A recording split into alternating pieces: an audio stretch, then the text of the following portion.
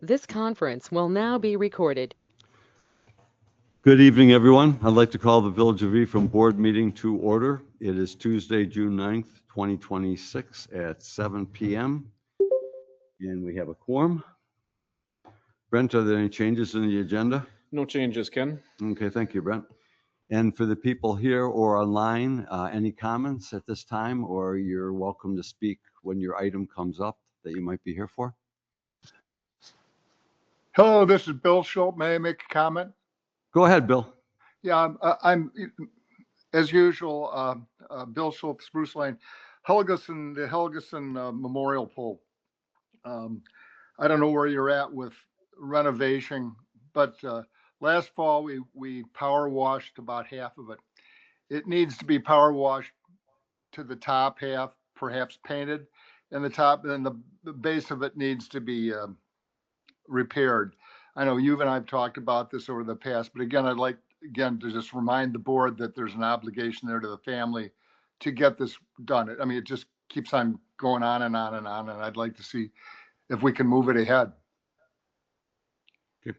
Thank you, Bill. Yeah, if anybody has a comment or and I believe I've sent you some information on lighting it for the down lighting, which would be very helpful.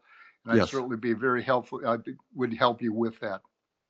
Thank you. Yeah, most of that's been incorporated in the plans already. Yeah, and that plan will go ahead at some point. Yes, we'll be talking a little bit about that tonight. Stay tuned. Okay, great. Okay. Thank you. Thank you. Any other comments?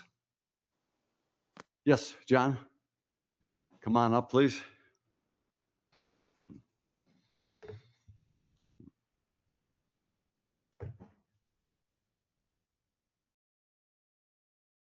Sure. Oh, there it is. Good evening, John Cox, 9923 Town Line. Last month, I was here talking about minutes from village board meetings. And I followed that all month. All committee minutes were posted. There was no village board minutes until Friday afternoon. In light of the fact that in the minutes of that, it says it noted that the village president would consider both of my requests. I'd like to remind the board that you are co-equal members of this board.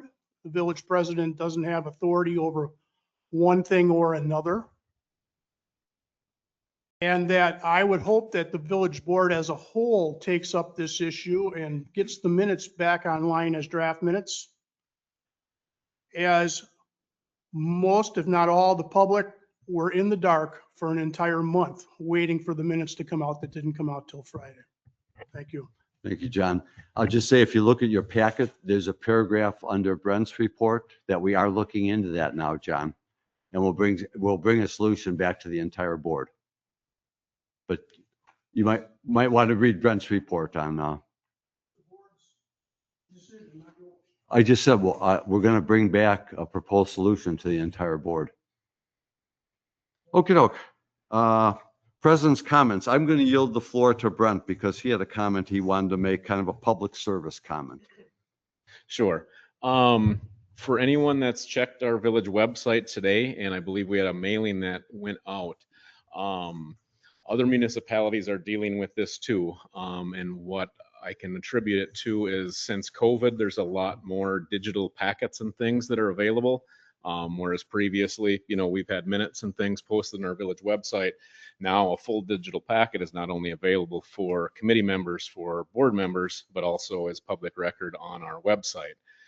What happened ever so slightly a couple months ago, and what happened to, I think, all but one applicant at our last plan committee meeting, is basically a scam phishing type effort where they're going in, finding the email addresses which are attached to the digital plan committee packet, and sending fraudulent invoices, deceptively trying to appear as the Village of Ephraim, looking for payment for their zoning permit that they were just approved for.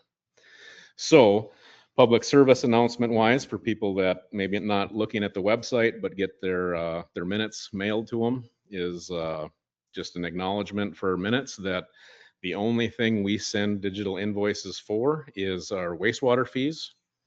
Anything zoning related isn't coming from us. So just pay special attention to that. Like anything spam related, it might appear to be coming from me, from Andrea, from the village, from Ken as the president, but take a good look at the domain. The domain is not accurate to the Village of Ephraim.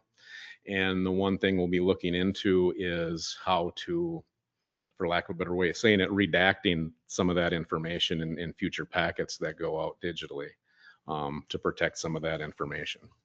So with that said, just be aware and know that with few exceptions, we are not sending digital invoices and looking for electronic payments. Okay, thank you, Brent. Number 7, consent agenda items. If I could have a motion. I'm sorry. I skipped right over that. Number 5, going back. We have our last minutes were May 12th at 7 p.m. If I could have a motion to approve. I move to approve our May 12th regular board meeting minutes as presented. Thank you, Carla. Second from Matt. Any changes or corrections? Hearing none, all those in favor, please say aye. Aye. Opposed? Okay, minutes are approved. Did we have to acknowledge the closed session as well? I move to approve the May 12th closed session minutes as presented. Second. Thank you. And thank you, Matt. Any changes and corrections? Hearing none, all those in favor, please say aye. Aye. Opposed? Thank you. Now we'll go down to the consent agenda items. If I could have a motion for approval of those. I move to approve the consent agenda items as presented. Thank you, Carly. I'll second. Thank you, Tim. Any corrections or comments? Hearing none, all those in favor, please say aye. Aye. Aye. Opposed? Okay, consent agenda is approved. Number 8A, discussion and consideration regarding YMCA request to use Anderson Dock for summer yoga classes. And the woman here with the Y t-shirt must be the one to make the presentation. Come on up, please. You can, if you could turn that on so people at home, there you go. When it's green, you're good. Okay, Thank you. I'm Holly Butenoff. I'm the executive director at the Kane Center YMCA. And for the last 5 or 6 years, we've been doing a yoga class once a week at Anderson Dock. And so I'm here today because we would like to do that again. We would like to offer Yoga Flow on Mondays from 8:15 to 9:15. It would be a 10-week class starting Monday, June 15th and running through Monday, August 17th. Questions of Holly?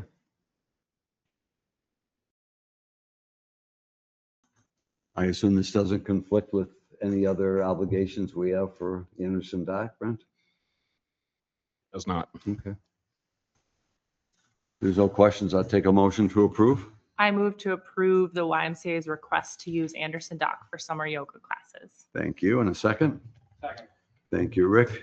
Any further discussion? Hearing none, all those in favor, please say aye. Aye. Opposed? Yoga it is. Thank you. Thank you. 8B, discussion and consideration regarding Village of Ephraim contribution to Anderson Dock Preservation Campaign. Mr. President McCutcheon, please step forward. The man that agreed to take this job of raising money. Right. All right. Well, I'm Mike McCutcheon. If you don't know me, you're lucky. Okay.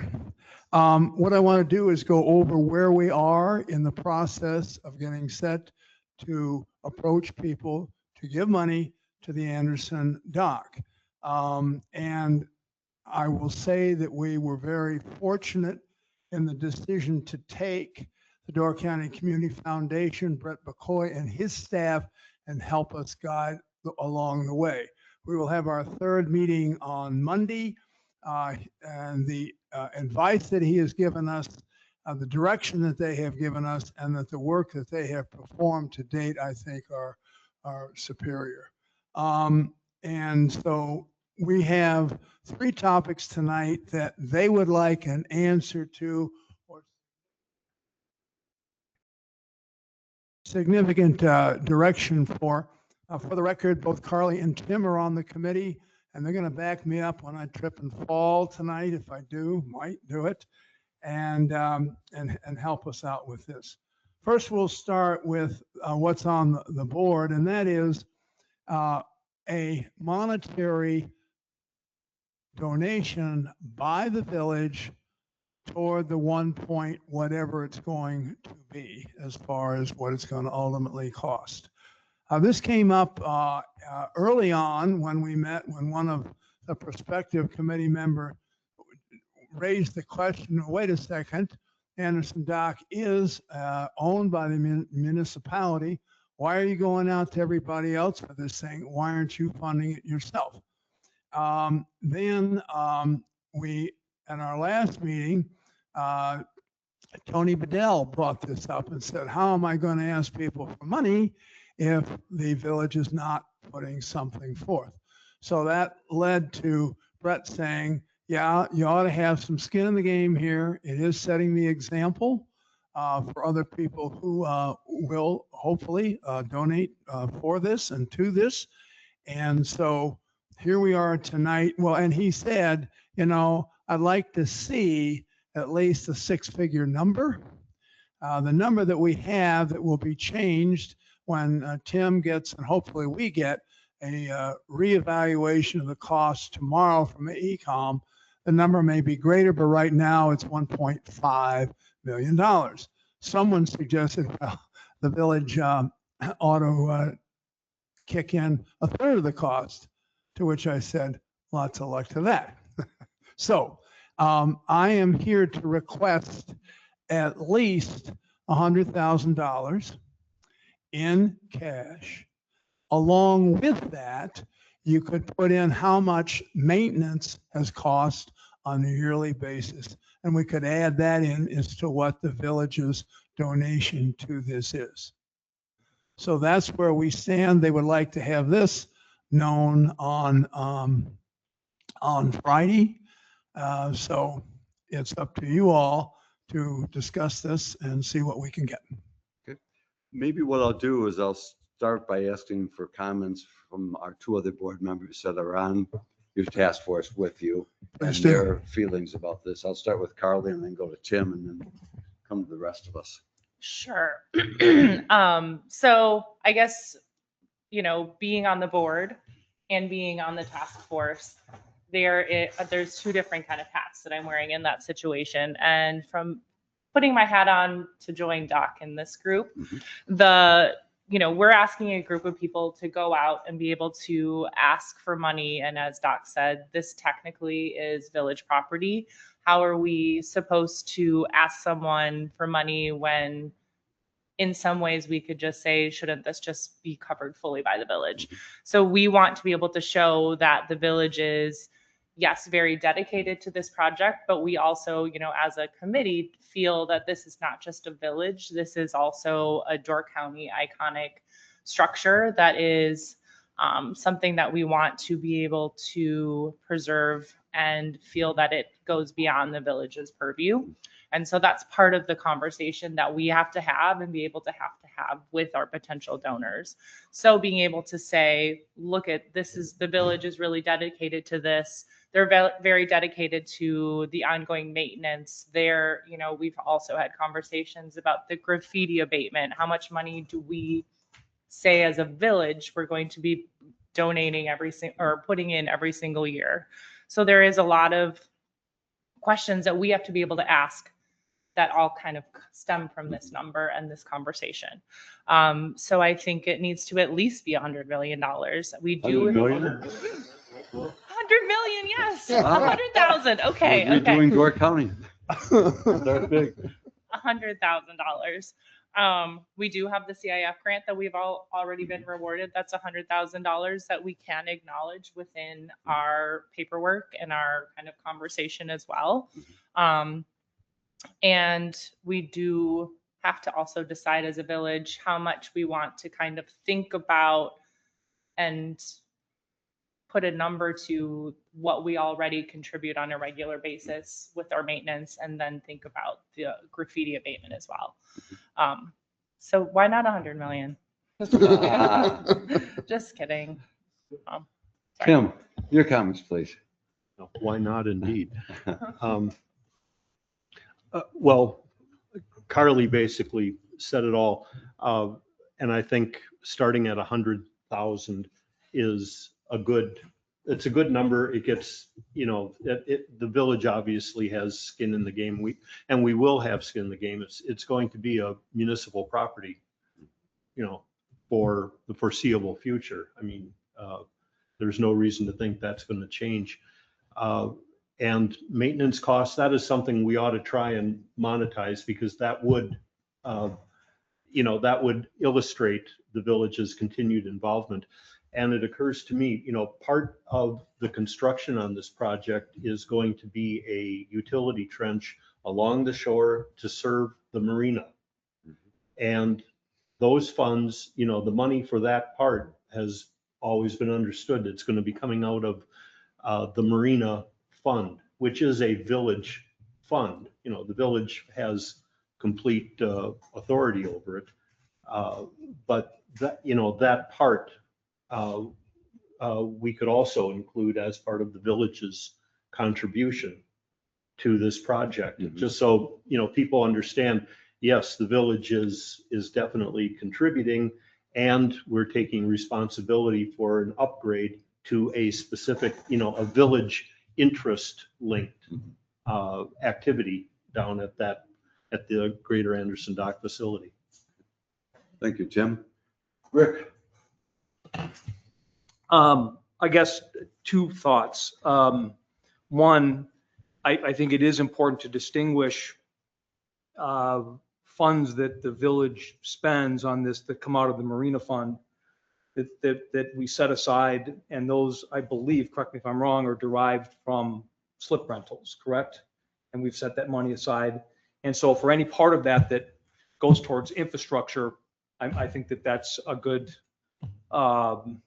distinction to make. So the reason why I'm saying that is that in as a philosophy, in theory, I have no problem with the village donating $100,000 to the not non-infrastructure, but the iconic part of the Anderson Dock. I have no problem with that. I like the fact that we want to spend money on infrastructure that we raise through fees. I think that is a good policy. I guess, Mike, the one question I have, and this takes me back to a meeting that we had like maybe 4, 5, 6 months ago that you were in attendance, where I think you correctly brought up the point that we were discussing infrastructure improvements to Anderson Dock, and you raised the point as to whether or not that might impact your fundraising efforts. And I think that was a good question to ask. I guess I would ask the same question on this. I realize that people have said, well, if we donate some money, that might help. Is it possible? And the thing I want to avoid is that by us donating money, does that hurt your fundraising efforts with certain people? I mean, if people take the idea, well, if the village is going to spend this, maybe they'll spend more, whatever. I'll be satisfied with your answer if you think that that's not the case, but I wonder about that. I don't want to do anything here that impacts your ability to raise money for this. Those are my thoughts. Good question. I think in talking with Brett and others, it's actually the opposite way. In other words, there will be less of those people and that would not give than those that will give when they see that the village has kicked in some money. So I understand what you're saying. My bet is, and I think others is, that it will positively affect more donors than it will negatively affect them. I don't know if this is also part of what you're asking, but the way that we're presenting this project is not to make changes, but to preserve the dock. So really thinking about how we talk about this project, which really truly is meant to preserve something that is such an icon within Ephraim and within Door County. And it's not meant to, we're fighting hard to preserve it, not to make big changes, not change the way that people utilize it, but make it more accessible, make it more available, and be able to have it for the long term. Does that, I don't know if that's kind of what you're getting at. That's what but- I was getting at. Okay. And to that end, it's preserve, protect, and restore. The changes that are going to be made, a lot of people don't want to see radical changes to what they're used to. So when the barn is raised about a foot and the slope comes down, it will only be a 4-inch delta between that and when it spills into the bay. So visually, it will appear as it always has, but it still has that extra foot. It would be lovely if we had high water and everybody could see the absolute need, but then we couldn't work with it. Matt? I have no problems with what you've presented tonight. My only question is about the maintenance for 1 year. I don't quite follow why we need to do that when we're already doing that automatically. Brett said it would just add to it gives the appearance that the village is putting in money to this, and they do it every year. Okay. I mean, we don't have to. There is another item that save that question for the next item. Okay. Because then I think it's more germane to that item. I certainly support us making a donation, that we should have skin in the game, and our people that are nice enough to go out and ask other people for money should at least be able to say, hey, the village is a foundation donor, whatever you want to call it, but a significant donor. So I would certainly support 100,000 donation. Nobody's going to go with 100 million? Come on, Carly, you tried. She tried. Any other discussion, or I would take a motion? Yeah, Ken, Brett. I got a comment. I'm sorry. I'll admit I kind of had tunnel vision just relative to this request for a participation in the construction cost. Mhm. But to help seed that other account, the maintenance type activities. Again, this is to the short-sightedness. I don't have the number before me, but the village is covering the costs for all the engineering associated, that between the work that has already happened and the work that'll continue before construction starts, that'll definitely be at the tune of another $100,000 plus. That's true. Which we can, Oh. refer to. Yep, Yeah, I you should. think that, so, I mean, we can't really show what's in progress yet because we just want to make sure that we're more finalized. But essentially, at one point, we're going to be able to present a piece of paper that is essentially line items for what the village is pledging, what the village has already put into this project, what the overall, and that all adds to the overall project cost. And then that also shows that, let's say we put $100,000 in, we've already met $100,000 of that goal because the village has already been a part of, made that, paid for that cost. I was looking a little differently, since it's a good point that you've made, that the contract with AECom probably we've spent $100,000 on it. And maybe, Mike, what we should do is, if the construction cost now is 1.5 million, and I know we're going to escalate it for a year and a half, maybe we should put engineering on that. And the village has already done that 100,000. And I'm hearing the village wants to do 100,000 in addition. So now you could present it as the village's $200,000. Absolutely. Okay. Absolutely. Yeah. Okay. That's a good point when you do the construction cost. If there's no other discussion, I would take a motion.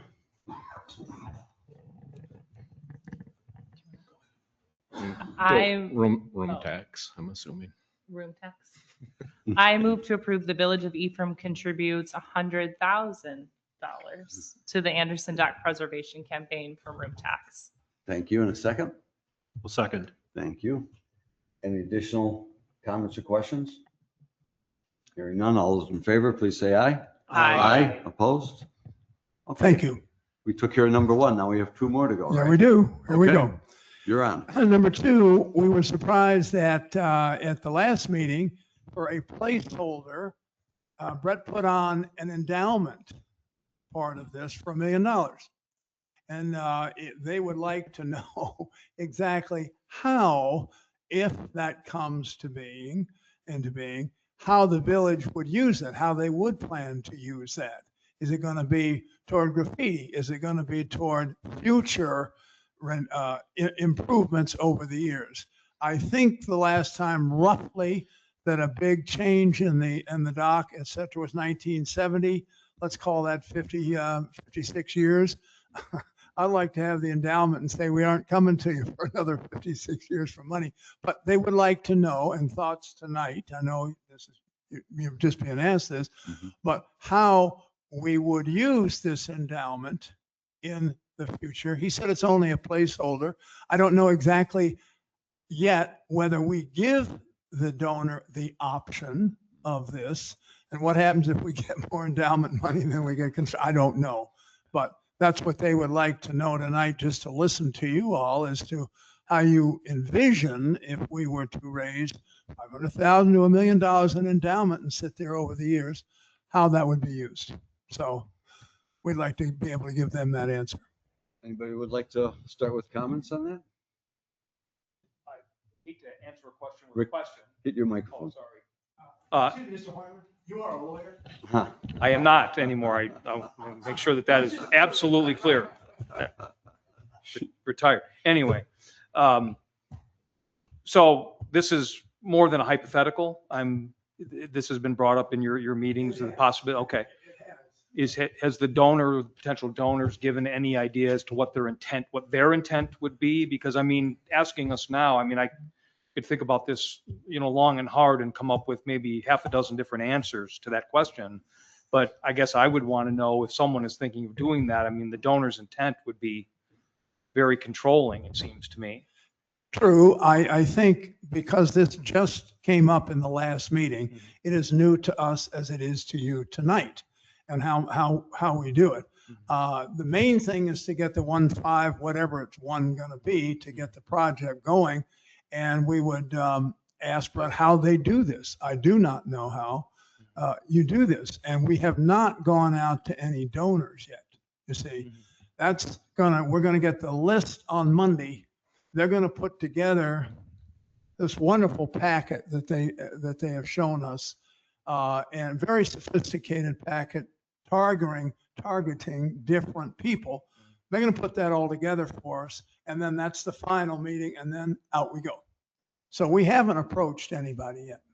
I guess when you're approaching, people that are willing to make a donation like that, I mean, there's got to be some idea, I would think, of how this is sold to them as to what would be the best possible use. I mean, if you're taking $1 million and you're taking maybe 3.5–4% of that, and preserving the principal, there must be some idea amongst the people you're talking to, what would be the best use for that. I could say, well, we could use it towards the maintenance of it, and a donor might be very happy with that, or we could use it to compile for future capital projects, while leaving the principal. I mean, I could go with either one of those. Right. But well, those are good ideas, and we'll get your ideas and take that to them. Yeah, this is what we want. Is questions like that. And how when I get other maybe suggestions tonight from we take it to them on Friday and then Monday and say, well, these are questions, or these are that the board had, and maybe how they would choose to use it.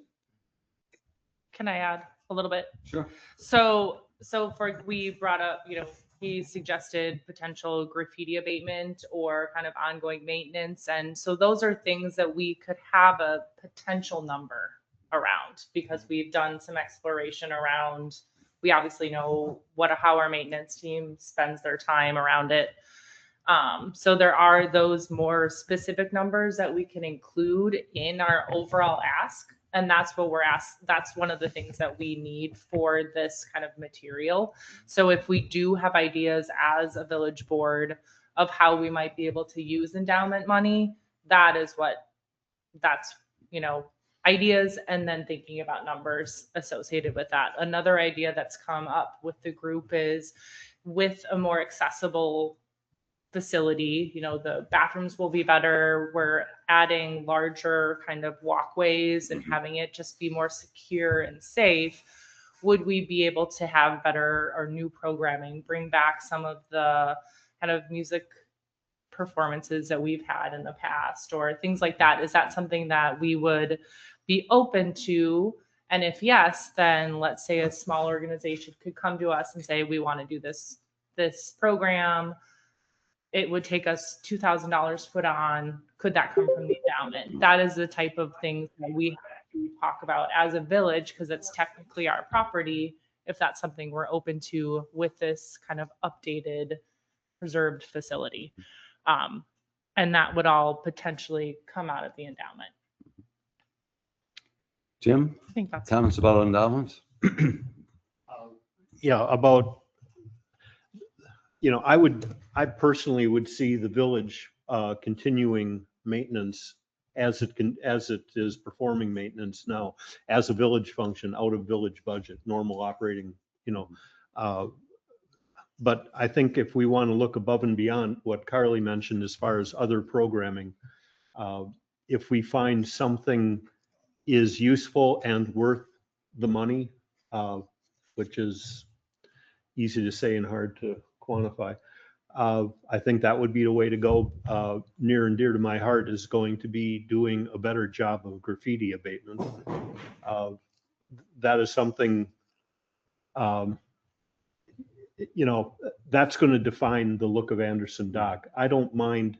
In fact, it's part of Anderson Dock to have names on the building, but the graffiti on the concrete and inappropriate painting on the building needs to be dealt with, and needs to be dealt with quickly if we ever want to see a change in general public behavior. And that's expensive up front. I think if, that would be a great use of endowment money. And we'd have to understand that to begin with, for maybe, 5 years, probably, we'd have a fairly large financial commitment to changing behavior on graffiti. That's about all I can think about with that endowment. Matt? Without knowing all the details, I don't have much to comment on the endowment. I like Carly's idea of having events down there. I would like to hear from the donors maybe what their ideas are as to what they would like to see with the endowment fund before I would commit to something. For instance, if one of them likes to boat, does they want part of the endowment to be part of the marina, help the marina in some sort? The other comment I'll make, I think of endowments traditionally, the last major project, as you pointed out, was 72. So round numbers, 50 years ago. I look at that money in 50 years, we could do the project again. And that's how the endowment would work. And then the interest it throws off hopefully would keep up with the inflationary cost of construction, but we would also have an income stream that we could do some of the other smaller things that you're talking about. But I look at it more of a replacement, or, we hit high water and we lose Anderson Warehouse and we have to recreate it. That would be probably a fairly expensive. That I would look at is what the endowment is for, and not necessarily everyday things, keeping it for a major need.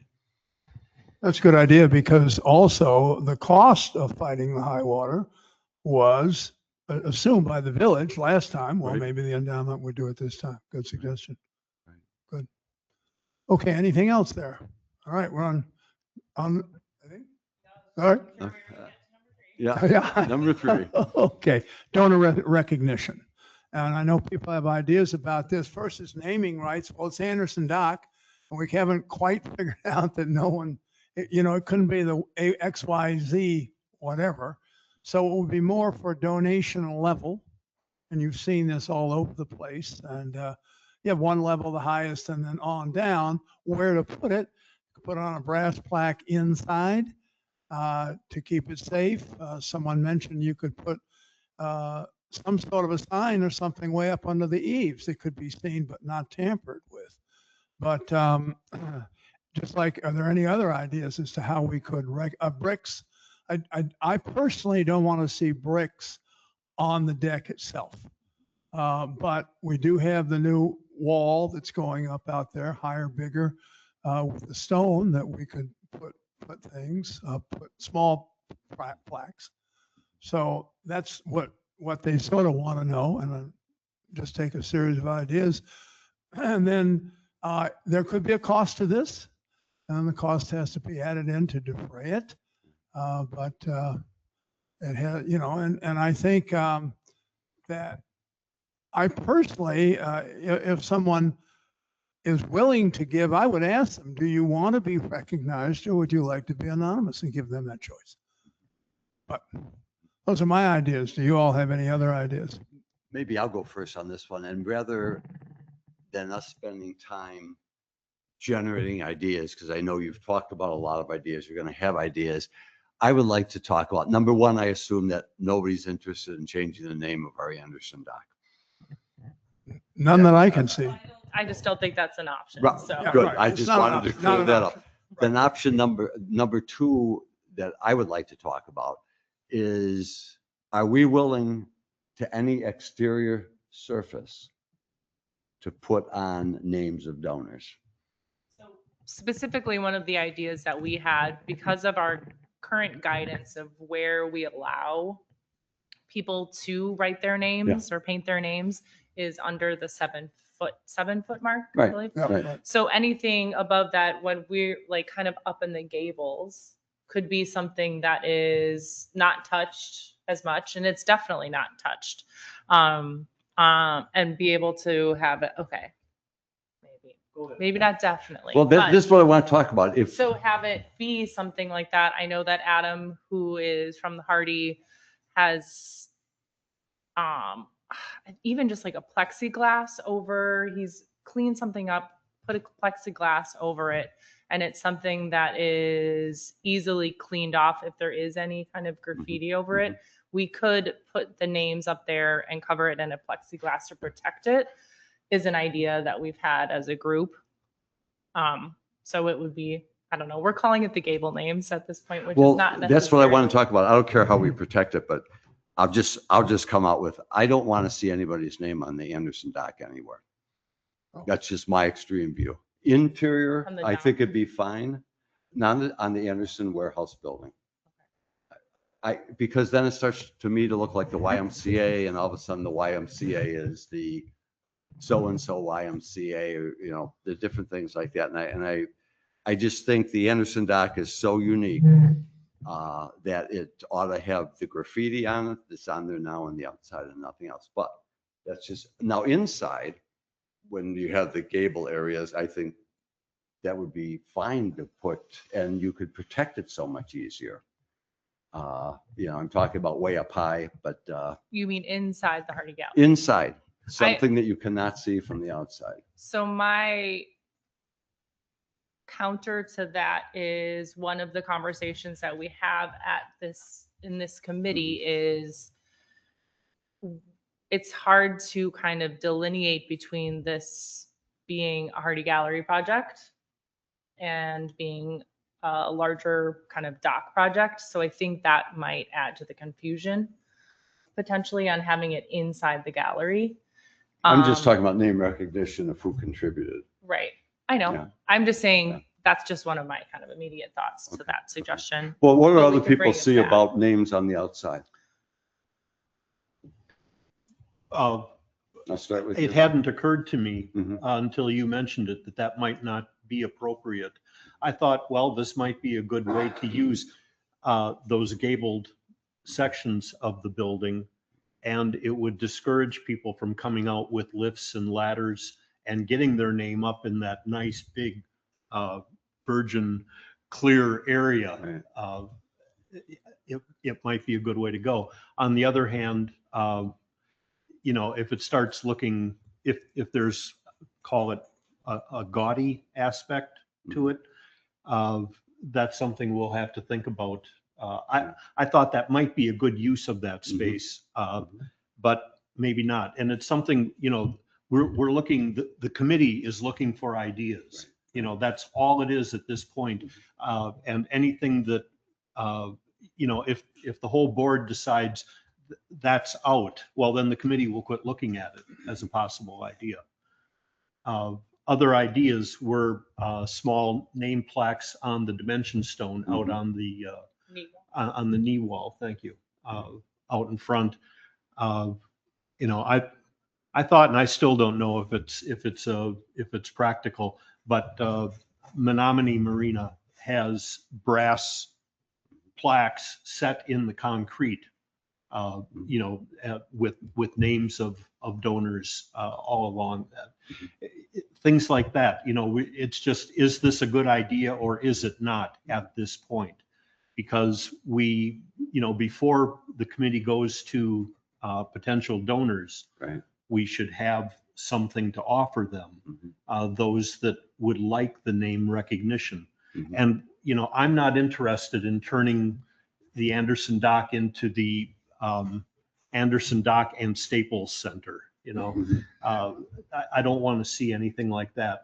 Having said that, you know, if we could do something that is, you know, doesn't stand out too much all by itself, doesn't have any neon lights around it, so to speak, you know, to just quietly and respectfully let everybody know that this was a large community project.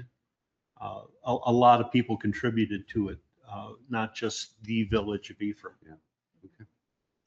Yeah. I would not like to see anything on the outside of the building. I think if we're going to recognize somebody, when you walk into that door from the north side there, there's that nice beam that's kind of in the middle there. And I think that's what, like a 12 by 12 beam? Inside, whatever it is. I think having a plaque to recognize the donors, kind of like we're going to discuss for the Liberty Tree tonight, a plaque like that was on that beam there, I think it would look classy, it would look privileged, and we wouldn't have to worry about the weather or somebody doing some damage if it was outside somewhere. Rick, I think first of your all. mic's off. Oh. I think first of all, if we're going to talk about whether the committee winds up going with it or not, but if they're going to seriously consider putting someone's name outside the building or anywhere outside on the dock, I think we, like Tim was saying, I think we seriously need to offer the donors something. And I think that thing that we're offering them is to get rid of or to control the graffiti. I mean, if we're going to seriously consider putting someone's name somewhere outside, I think there's going to be a whole lot more success if we've controlled the graffiti. I guess that's just one thought, that maybe that's what we need to start with and come up with a real plan as to how we're going to do that and say, hey, you know, if you want the recognition and we've decided to put your name outside it, that's going to stay there and that someone's going to paint over it or whatever. Another idea, I don't know, you know, I would absolutely not want to see the Anderson Dock renamed or, you know, the Anderson Dock, you know, brought to you by Northwestern Mutual. I don't want to see anything like that.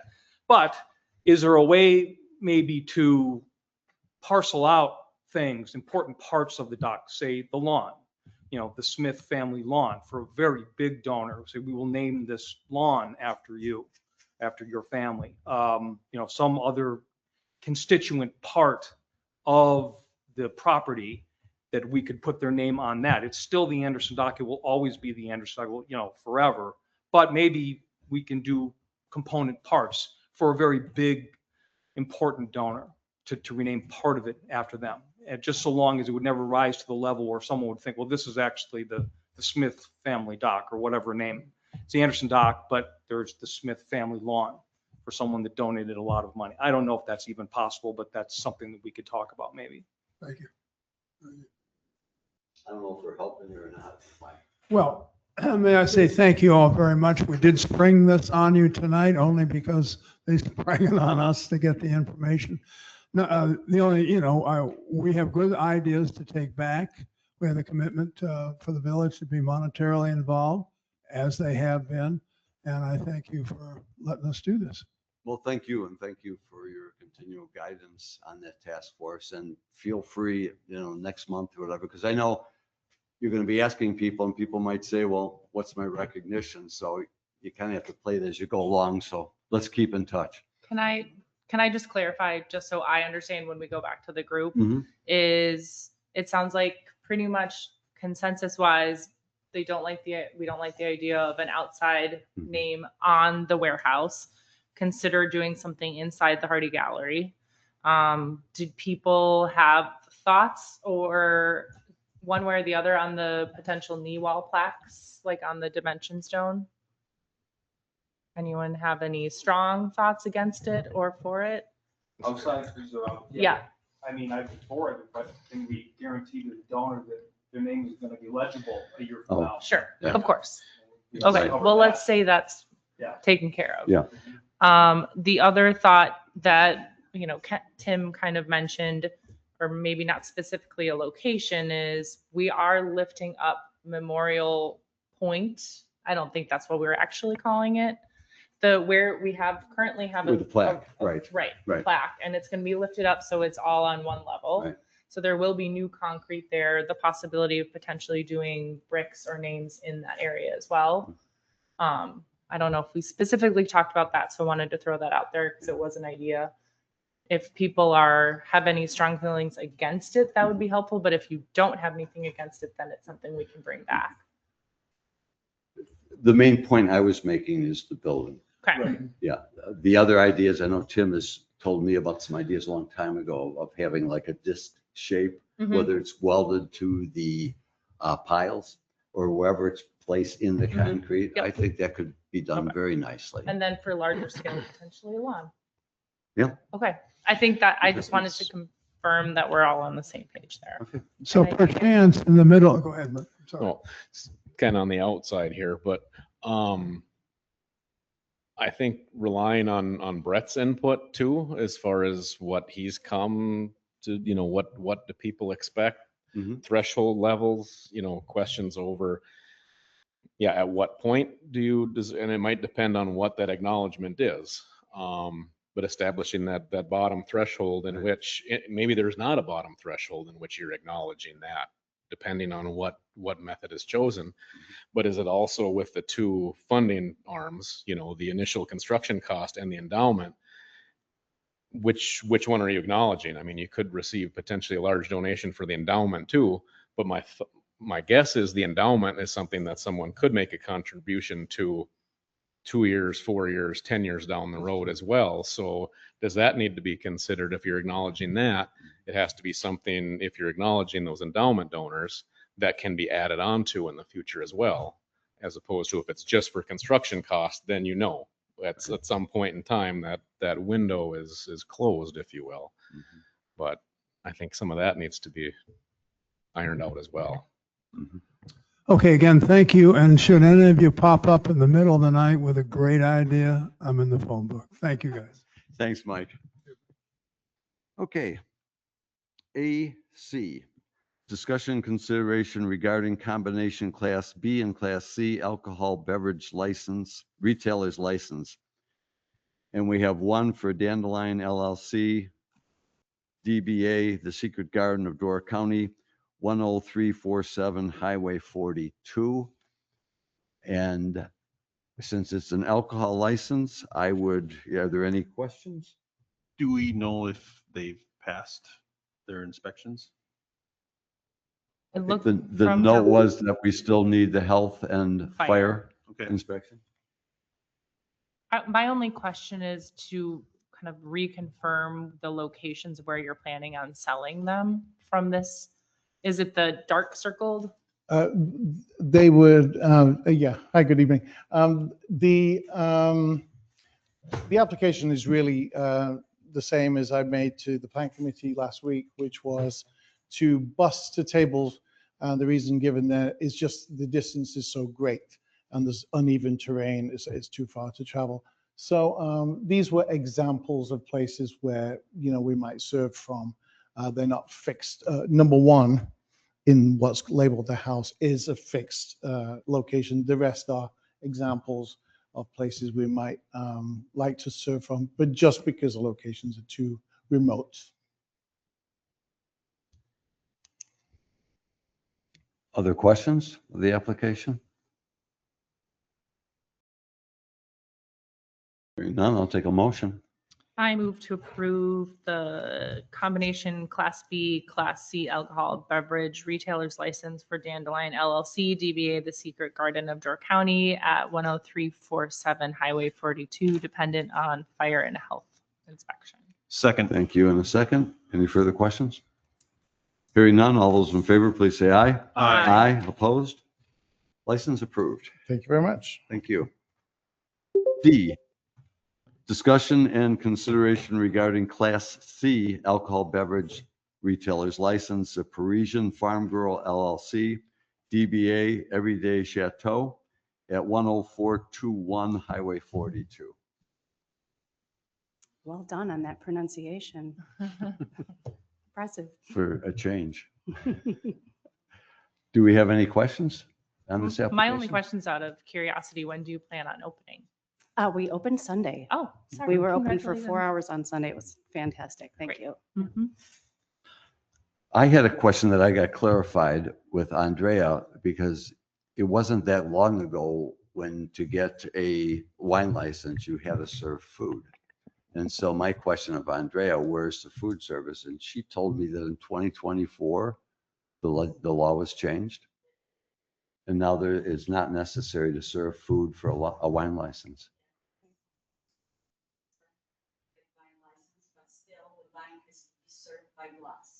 By glass. Can't sell a bottle. Okay. Any other questions on this application? And I guess just, I mean, clarify that you can buy a bottle and consume it there, but you can't take it off premises. No, it's just by the glass. It's my understanding. Okay.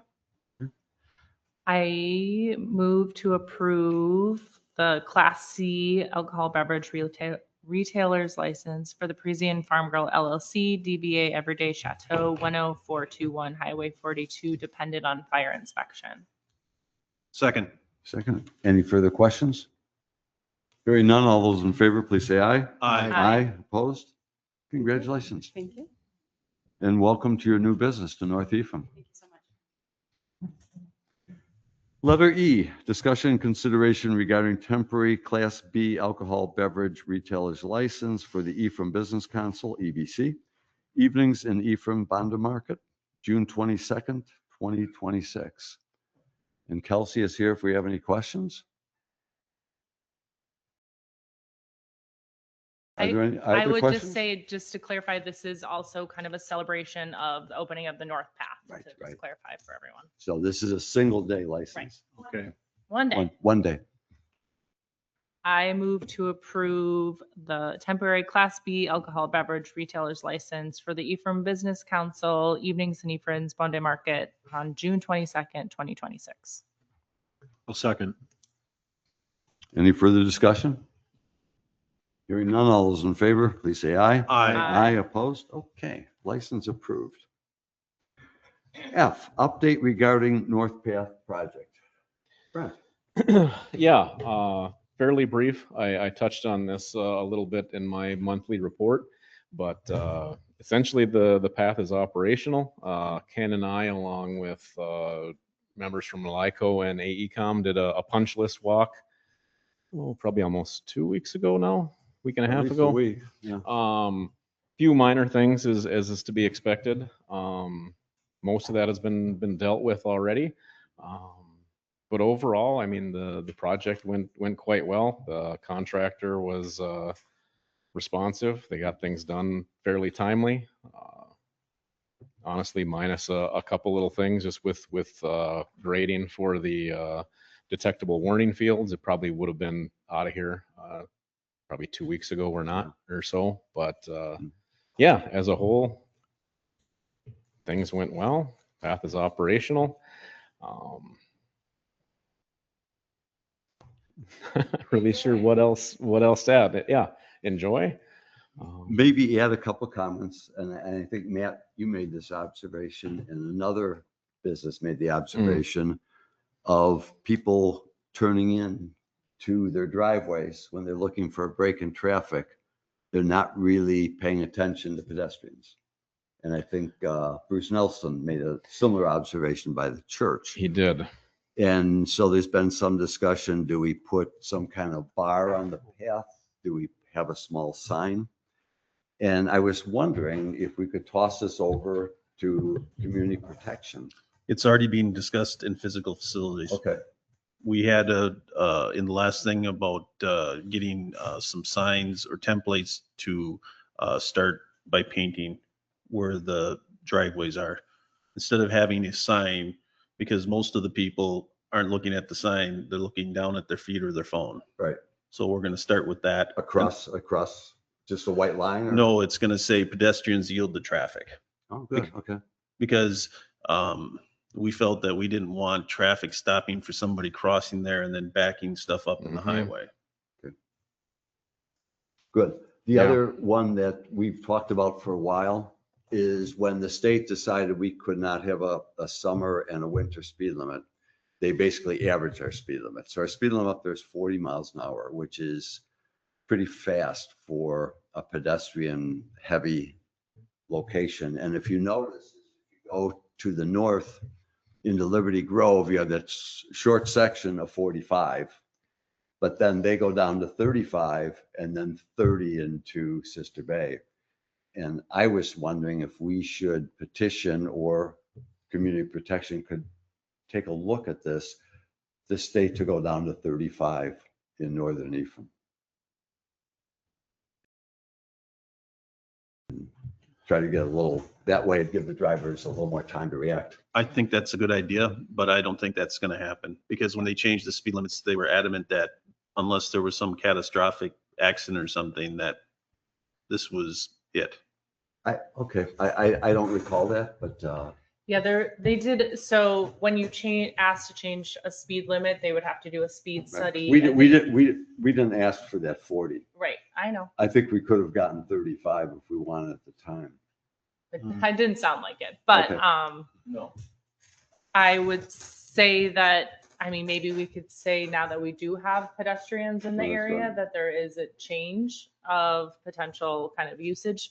But it would likely require another speed study before they would do it. And I don't know that it would end up changing anything, but Justin is very familiar with that. Yeah, it's that. So we can Why don't definitely you, talk about maybe it. if your committee is willing to at least look into it? Because coming up over the hill, 45, you enter our northern Ephraim at 45 miles. an Yeah. hour, So, It- right. Signs Mm-hmm. as you walk, and there are those roads. There's a stop sign from one side, pedestrians. Right. And with the stop sign from the other side.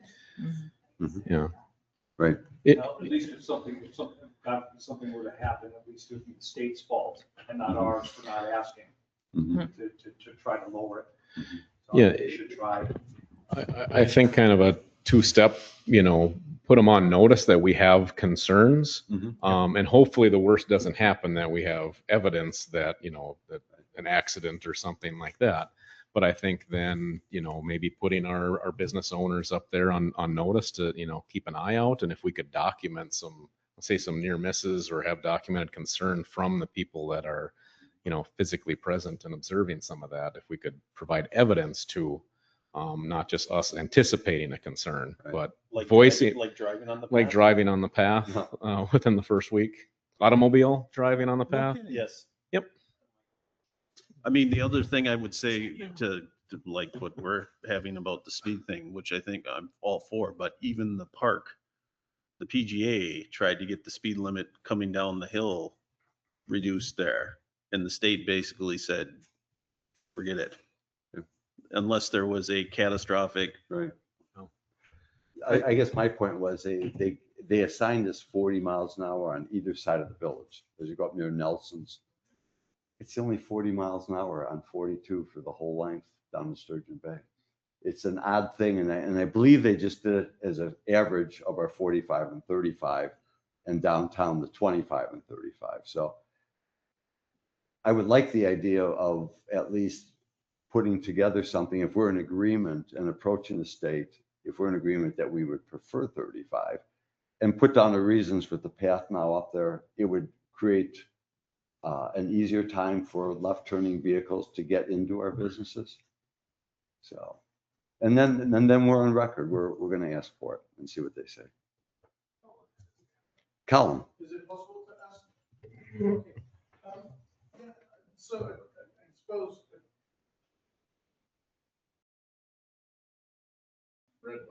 There you go. Sorry, a question, yeah. So there's now lines which are broken, and I guess there's going to be more painting yet for a bicycle path.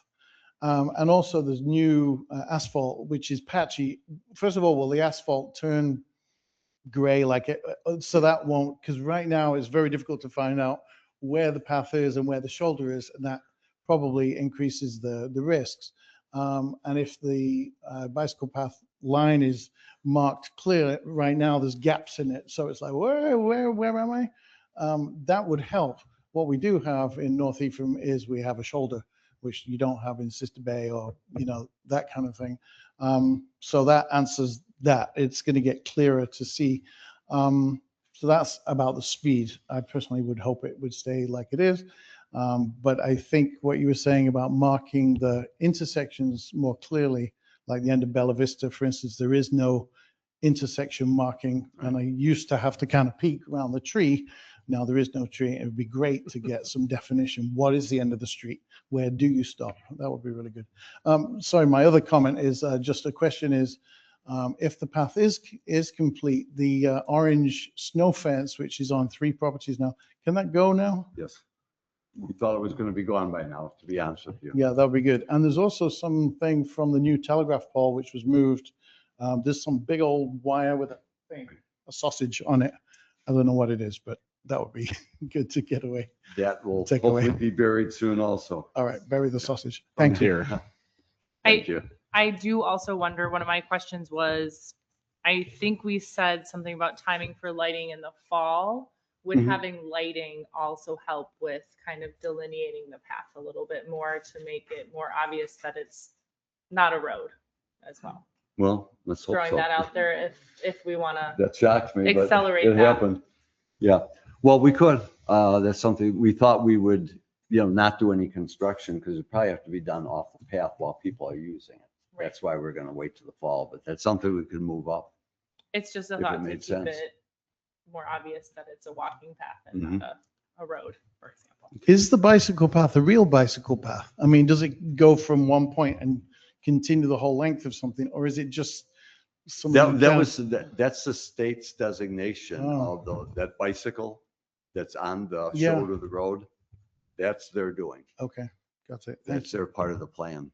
When they, if you correct me if I'm wrong, when they expanded the kind of width of the road, it's to include that area for Yeah. the bicycles.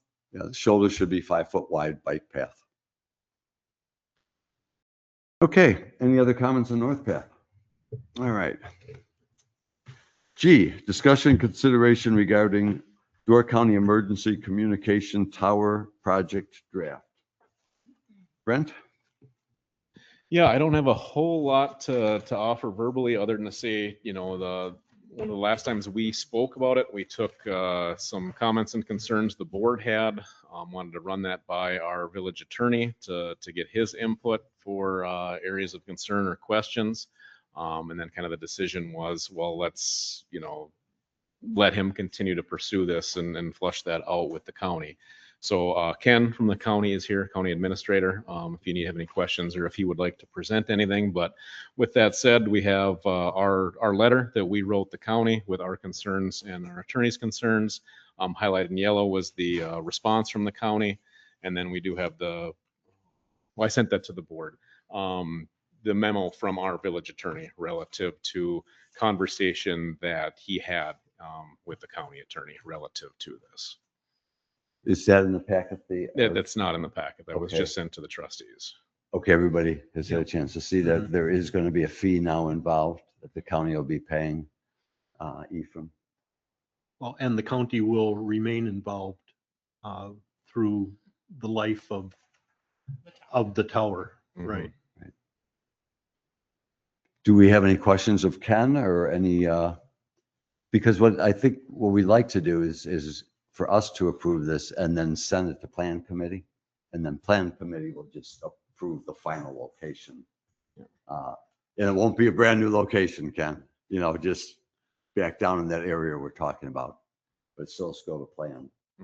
Do we also need to tell our attorney what we need them to work on as far as the agreement is concerned as well? Yeah, I think he took into account, the questions that we had, and given those concerns, he felt that they could come to an agreement between the two that would satisfy both parties relative to the concerns we had expressed. So I think on top of going to, official permitting through plan committee, then they would work on, updated easement docs, intergovernmental agreement that would come back for official signature. I think the county is just looking for at least a good faith that we intend to move forward so they can take the next step here.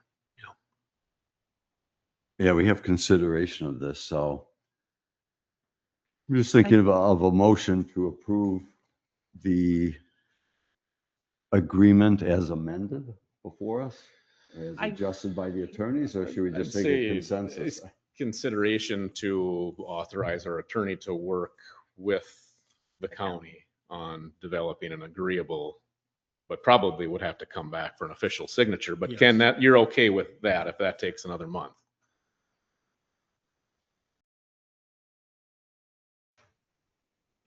Good evening, Ken Pavic, County Administrator. So thank you. Yes. So Brent's correct. We thought we did have conversations with the attorney. We went through the entire agreement. We thought we had, in essence, everything ironed out. So when I saw the agenda, I thought the new agreement would actually be inserted in that. So from our standpoint, our discussions with your attorney have been completed, and we thought we met all the requirements. So I'm not sure in the term of the final drafting of that, but once we get that, we're more than willing to review it again and kind of go through that process. I guess we're kind of at that point just to kind of know that if that part is worked out, do we have a viable site, or do you want us to start looking someplace else? We're at that kind of that time frame. Whereas, finding these sites and all the engineering and everything is really pushing against our timeline. So, but I'm fine with it. The attorney drafting up whatever the final one is based off the conversation and then bringing it back to you for your final consideration. I have no issue with that. If you guys are going to throw a red flag at us, I just would like to know now. So it puts us in a different path and different direction. So. Or that next step, as far as, I'll just call it the geotech, review and all that, that's to come at the next level from your end. And I guess the only other, since I'm rambling, a big one when this was in CPC's lap was those coverage maps. And that's when we had, location 1, 2, 3, and then versus the wastewater plant. And this provided the best coverage. Correct. Has that been looked at? Has anything changed with that, at the village request, moving it to the southeast corner? Coverage wise, because I think that was the foremost issue from CPC, is making sure this serves downtown. Yeah. So the coverage is still very viable from that location. Obviously, you have the drawings of, based off your input, where the site would be.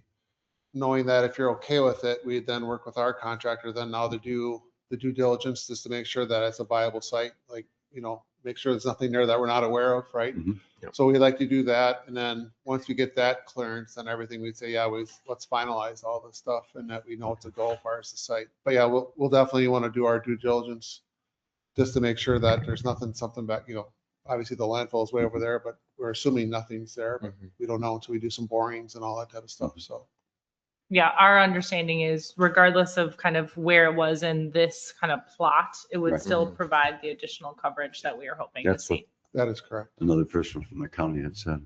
Well, can we agree by consensus now, and we'll await the final agreement, but based on the agreement we have and the attorneys' negotiations with each other and the agreement they've come to, that we will move forward with this? What is this intergovernmental agreement? Is this the first one we looked at? Has this been amended? Correct. That was the first version, and that's why I was thrown off, because they already went through the whole agreement and they went through and they outlined the changes and the critical items that you guys questioned. We made all those updates and concurred with your attorney on that. So I don't think we've seen that. I don't know.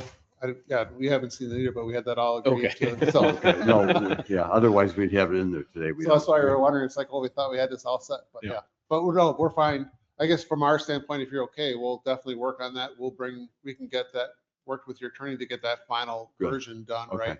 We're fine with that part. I guess we would just like to move forward saying, okay, if you guys are okay, we'd like to start the due diligence stuff and start looking at doing the soil borings and all that kind of stuff just to make sure it's a viable site. Because again, if it comes back negative, we gotta find a new site. So. Well, now, if we're gonna take this to plan, which is in 2 weeks, our plan committee meets, we'd have to wait to then to finalize this exact location, correct? Well, I think we could move on the assumption that, and if the location changes or design changes. Okay. But no, I think we. I think you've already really met our requirements by moving it to that back corner, but we have to go through the process. Sure. Plan committee looking at it. Yep. So if we say consensus tonight, we're saying the language that's there is It's not going not to change. correct. Well, Correct. the language that's That in is- the agreement that we have in our packet Yeah. is not updated. That's not final language. Okay, Yeah. that's so not we final. will see a final. We will. Yeah. Okay. We will, and we'll have to, right, we'll have to sign the final one. So we'll see that in a month. But meanwhile, we can So tell we're gonna them, put this on the plan committee's agenda without having an agreement. right, just having consensus. For the location on and the agreement. design. Because we've talked with our attorney, who's talked with their attorney, and they've come to an agreement. I In think we fact, can go. there was did you say that went out? That summary that you had from our attorney of saying No. the various No, points? just to the board. Okay, so the board has seen that. If you, Yeah. okay, that package, you should have seen that. Okay. That's what we're saying. That'll be reflected in the final agreement. Okay. I guess in my mind, everything could run parallel, like you can run through plan commission because they're looking at the site, the specifics relate to the sites. You guys were responsible for the lease and obviously we would be responsible for making sure that the site's viable Right. and all those things come together. We can make that final decision Right. at that point in time. Okay. Our biggest thing is that if we knew that wasn't viable at this point, we just like to know so that we Right. can do our due diligence and find another site. So, Sure. So Okay. thank you for that. Sounds Appreciate good. it. Yep, Thank you, Ken. Thanks. All right, that drops us down to H. Discussion and consideration regarding administrative building, project planning, design, and options. And I'll toss it again to Brent. Our group of Carly, Ken, and myself, we can probably tag team this a little bit, but the first several pages of this document are the same that were presented last time. Again, it was a lot to digest for a first take on it. So really in the time since, took some of the comments from last month, some more dialogue that we had, and then Matt put this on his PFU agenda last week and went back to Keller with a few questions. So honestly, that's probably the biggest thing initially to highlight is off of some of those questions from an update standpoint. Let the screen catch up to me here. Oh, where is that? Is it not in here? Was it on the top? Oh, that's right. Further up, I Zoomed think. Way out too far. That's the report from last time. Huh. These It are was comments in we there. got back from Keller when we asked them questions. Well, what the heck? Did I send that to the trustees? Yeah. Maybe that was the issue. We'll see how good my memory was. A couple of the questions, there was a question, well, first off, I guess,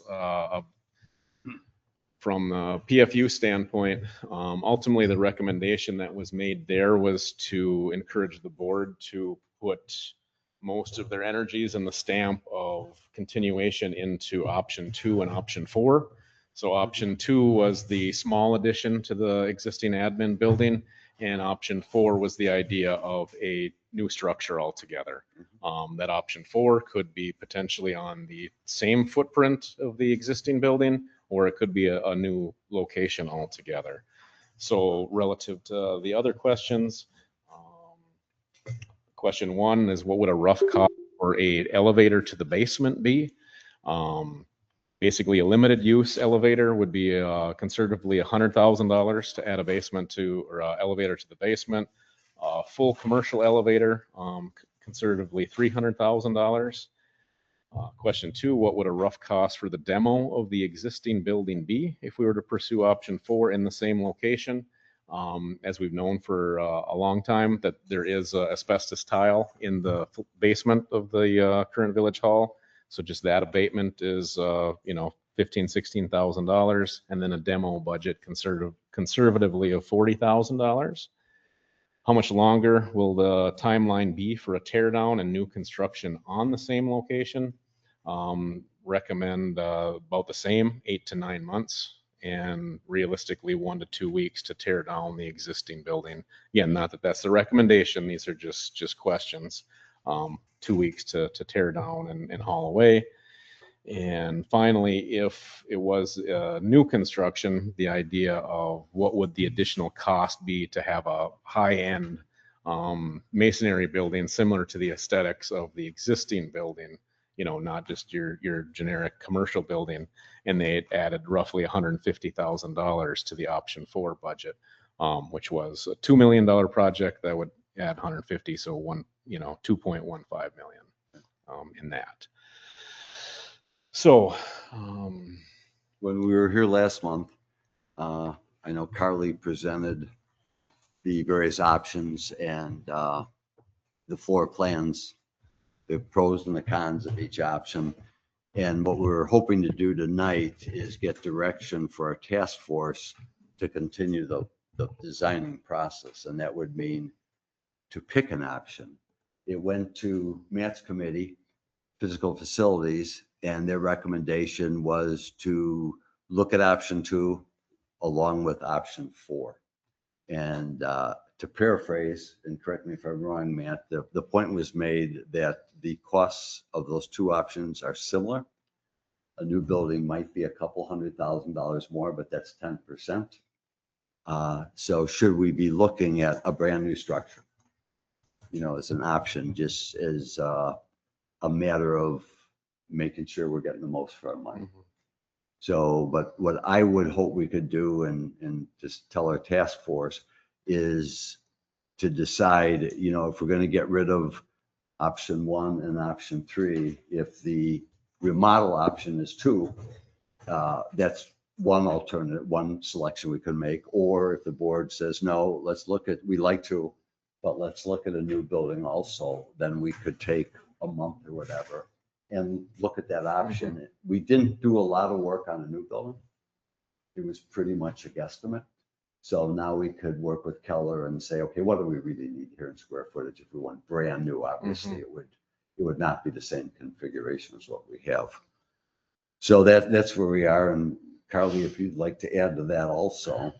I guess the other question I would ask, if we want to explore adding an elevator to an option 2, and obviously if we're starting from scratch, we would make it a fully accessible building, right, regardless of what it looks like. And I don't know if we have gotten some public comment as well, not just at PFU. So we do have to take that into consideration. There's strong support for option 2, not just because it supports more of what the employees are looking for, but also just the kind of sentiment for the building. While it is not technically on the historical register, it does have historical significance. I think everybody saw those comments. Yeah. I just think it needs to be acknowledged. Can I make a comment? Please do. So, You start. I think there's a little confusion here. For some reason, they think they got the interpretation that we wanted to tear down the admin building. That's not what was proposed. Option 4 is the best option because we have the land available at the current site to put up a new building, which would allow us to build a building that's functional to what our needs are. It also, in the future, our HVAC, we have no expense, the roof, all that stuff. And while we're building it, if we were to do that, the current admin building can stay there, and we're not trying to decide where to put our 3 workers. It doesn't make sense from a financial standpoint to put money into an old building when we already have the land and we could put something new while keeping the current one. So what you're suggesting that option 4 would be is on the other side of the piece of property, the other side of the fire station. Correct. Okay. That's good to clarify that. So we're not necessarily, as option 4 is not a tear down and replacement, but a new location. Yes, on the same piece of property Okay. though. And it doesn't affect the tennis courts or any of that stuff. It'd be on the opposite side of the fire station. Correct. Okay.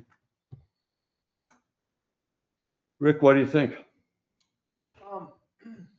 I guess. Hit your mic. Oh, yeah. A few thoughts. I guess just as a practical matter, and this being Ephraim, regardless of any of these options that we do, I think that we're going to be expected to maintain that old admin building, no matter what. So I think that those expenses are going to be going forward no matter what. I guess a question I have maybe for Brent is, well, let me back up.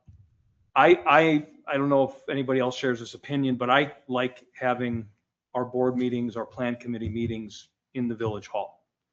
I just think that for several different reasons, maybe some of it's symbolic. I like the fact that our meetings are here. It's what this building, it's a special building. And I'd like to see that continue. And if we could maybe upgrade the audio visual, permanently here in some way to make that maybe less of a burden for our staff to move the meetings here. I don't know if that maybe could be explored, but for one, I would like to see our meetings come here or stay here. A small committee, some special thing to go up to the admin building. Okay, fine. So I guess that kind of informs my thinking a little bit on this project. The other thing is I'm looking at option 2, and looks like the staff themselves are saying that they don't project the need to add a 4th full-time staff member. So we have 3. They are saying to us that they think that it's going to continue that way for the foreseeable future. So I think that has to inform, or that informs my thinking a little bit about it. So I would like us to continue to consider option 1. I'm not saying that that's necessarily the one I'd like to see. I think option 3 doesn't make much sense. Option 4, I don't think is necessary. So for me, it's between option 1 and option 2. I would like to see us keep our meetings here and do whatever we can, which we're going to have to anyway to maintain that old building. We're not tearing it down. This village will not allow us to do it. Let's just be honest with ourselves. It's not happening. So I guess those are my thoughts. I would like to consider option 1 or 2. Thank you. Tim. Well, actually, Rick, I like having the meetings here too, but I've been informed that though technologically there seems to be, we can send people to the moon again, but we can't get good communications in the village hall. And I don't mean just us. I mean, our vendors simply can't make things better than they are right now. And I guess, that doesn't decide my thinking. I'm thinking, well, maybe that's what we put up with from now on. I'm open to that idea of keeping the meetings here. There is something about having our village meetings in the village hall that I'm not sure exactly what it is, but I think it's right. And I hadn't really thought about keeping option 1 as a result.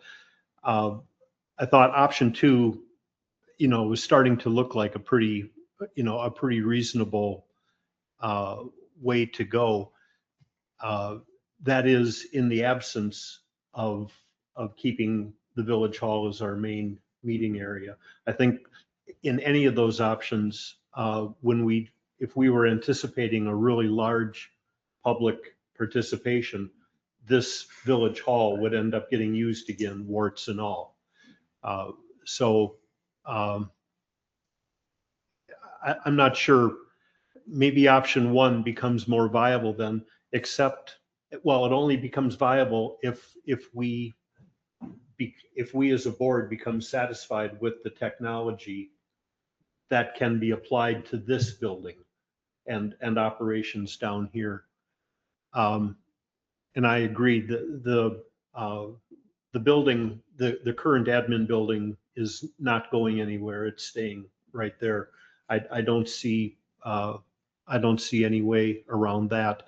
If we were to consider option 4, because, you know, in terms of just the cost of new administrative facilities, a new building does make a lot of sense.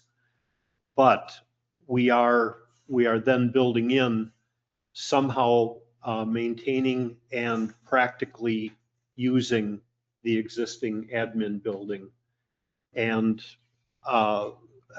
you know, it's a kind of a costly building. I think we need to look at, you know, how it's powered, how it's heated, and just figure out what kind of a, you know, what kind of a burden it would be to the village in the future. And if not a burden, what great new opportunity is it? So, you know, this all has a long way to go, but at this point, I came into the meeting thinking, well, we're going to be between options 2 and 4. And now I'm starting to think maybe it's 1, 2, and 4. Could you scroll back to option 1? And that addressing Rick's original comment, we could probably hold all of our meetings but board and plan committee in that facility. There would be enough room to do that. With that said, I'm going to cut you off. No, go ahead. That's, I mean, first and foremost, the, you know, 9 to 5, 8 to 4, as we work 5 days a week. That building, safety of that building, functionality of that building for the actual operation is the most important. A close second for me, because I'm the one, if this fails, I'm looking at me as everyone else is probably looking at me too. There are issues with this. There's no doubt.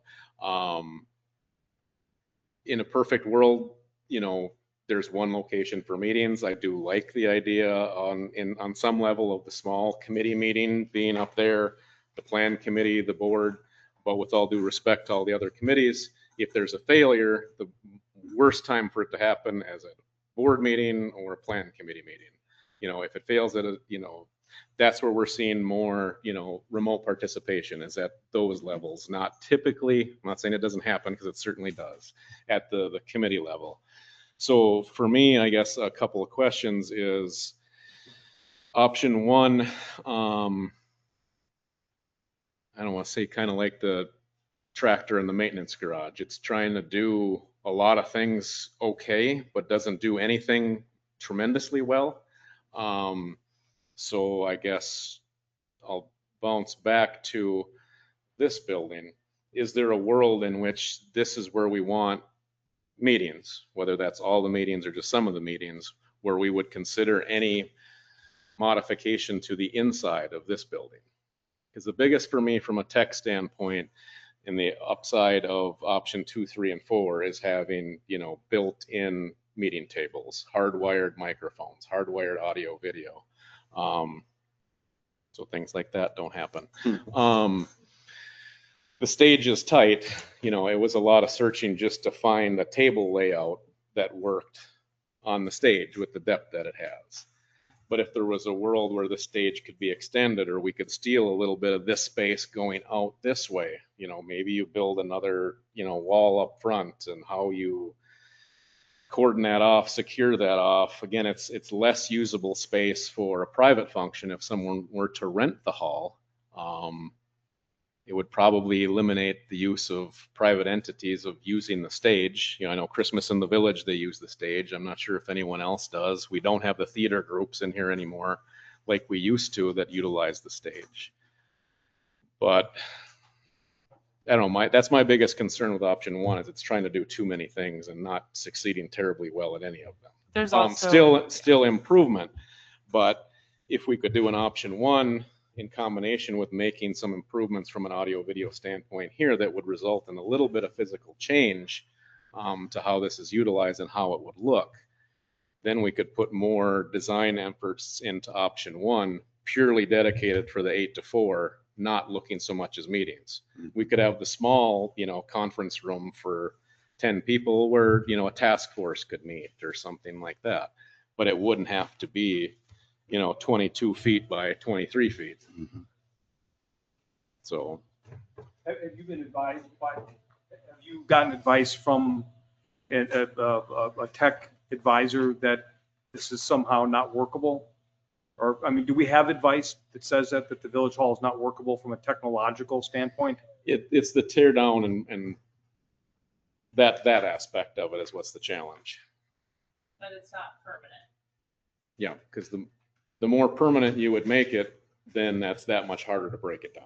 So that's why like the microphones are wireless. The owls are, you know, responding wirelessly. We've got, it works. And again, this, I want to say this was $25,000, $30,000. So this is not a cheap setup now. We started life in COVID with, you know, we threw $2,000 at it, but.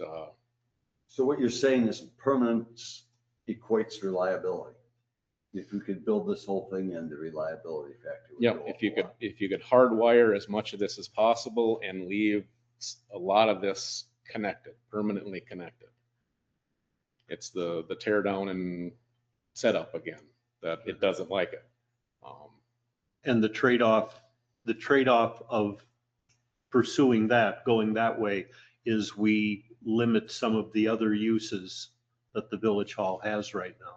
It's again, just knee-jerk reaction to Rick's comment. Right. You know, I haven't poured a whole lot of energies into it other than, you know, with COVID and looking at this solution we presently have, it's just in shopping for tables. Boy, it'd be nice if this stage was 2 feet deeper. That would have opened up a lot of possibilities. So now I'm honestly thinking a few more than 2 feet, but. And then that gets into the question is, do we want to modify the building? Mm-hmm. Let me go back to one other point in how we kind of evolved to where we are. The architect that we're working with, we really started out with option 1 and option 3. And it was like, okay, we were assuming we used the building. So we didn't really have an option 4. At the beginning, we had option 1. How could we use the existing foundation, the existing outline of the original building, and then what would be everything we wanted was an option 3.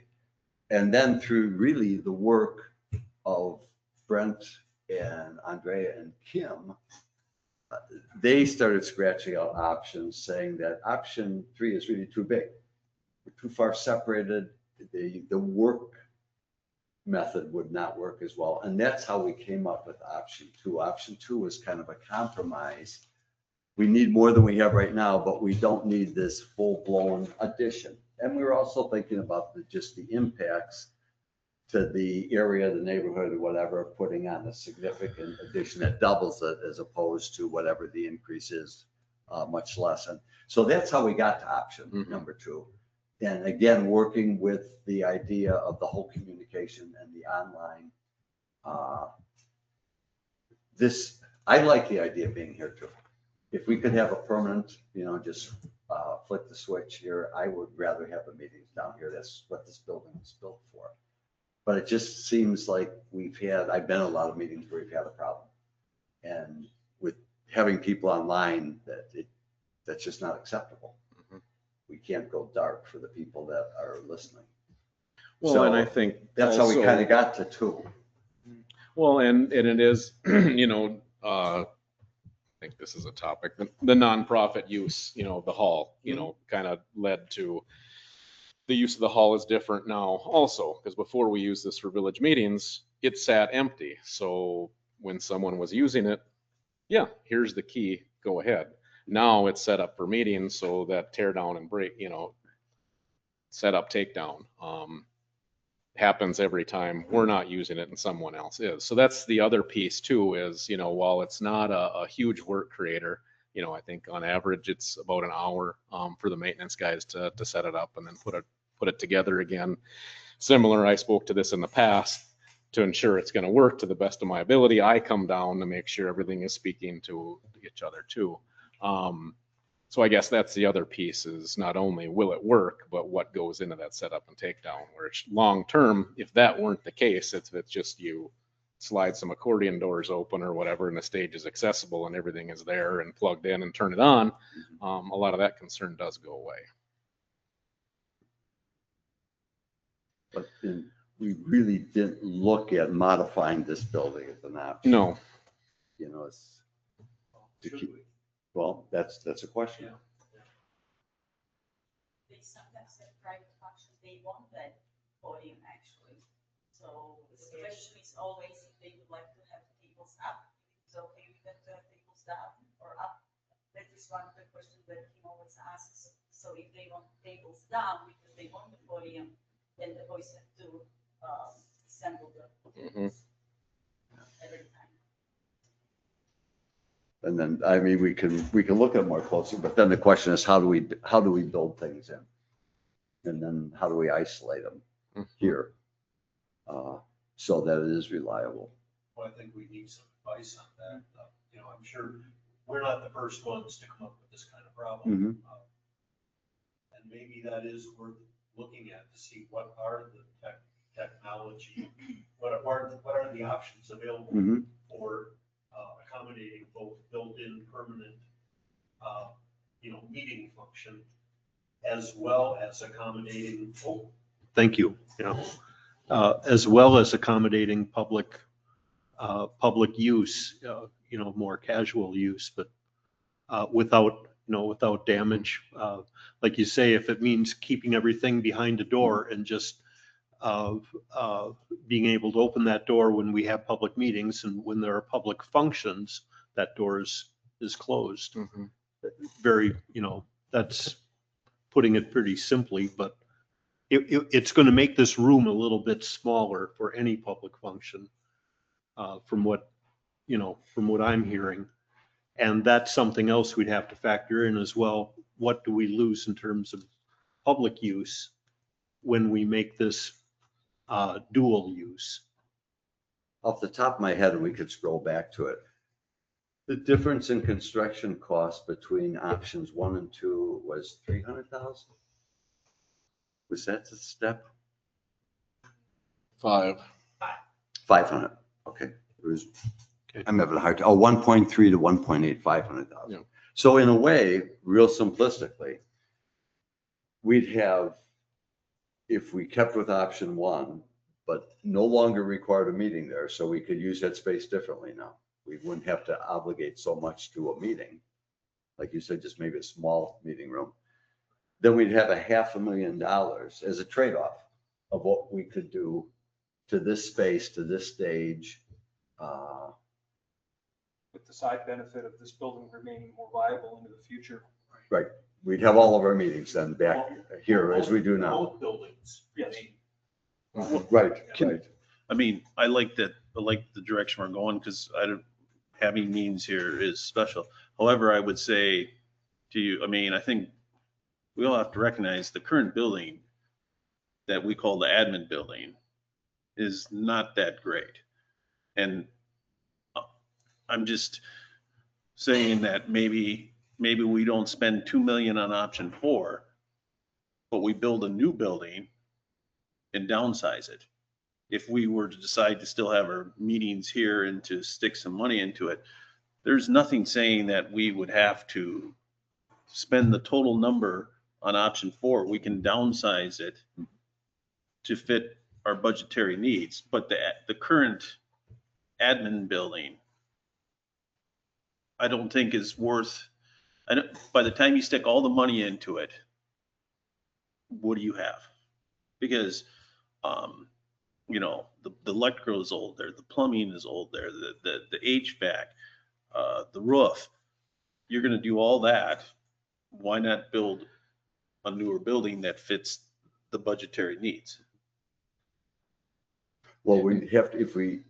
And still built the use new this, building, and I hear still, what you're saying, yeah. And maybe we only need the new building. I'm just saying 2,500 square feet, whatever it turns out to be, Right. smaller. Well, smaller than option 2. But then if we all agree that that building is not coming down, I think we're under an obligation to spend the $500,000-$600,000 to get it livable. It's really, it's got a lot of problems right now. We can always do a new building in 10 years, 5 years. I mean, we can do these things and then new building, that can be a needs-based decision at the time. I think it's 15 years from now. You know, we're not getting rid of that property to the north of the tennis courts. Right. So that option always exists. And I think that there would be so much outcry in this village if we just let that that building deteriorate. I mean, we're going to work on that no matter what, just as a practical matter. I think that's kind of a given too. So that's as good a segue to any. Not surprising to any of us, but relative to the maintenance issues, some of the issues with the building, one of the reasons we pushed for, all the options where that building remains is, the full gut to expose, everything structural with the visible water damage, historical water damage. The environmental testing did come back and they did find mold. On an initial read, it kind of read as, okay, everything is good because it didn't throw off any massive red flags. But then when you read the finer print, and I still have some follow-up questions with them, what, kind of laymanize this a little bit, or at least take it a little farther. Maybe that's contradictory, but they qualify the low levels with when they tested, it was cool and dry. So hot, humid weather can, explosion of those levels, and it could be totally different if you do it on a hot, humid July day. So again, the levels themselves didn't throw major alarms, but they qualify that with mold is present. Any level of mold is cause for concern, and it could be higher if and when.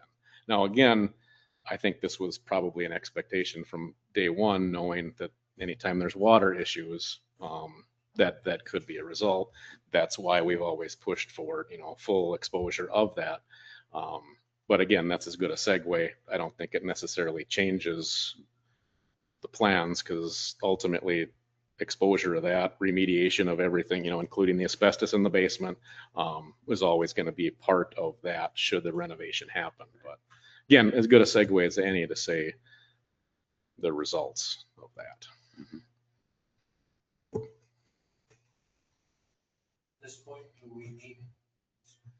At this point,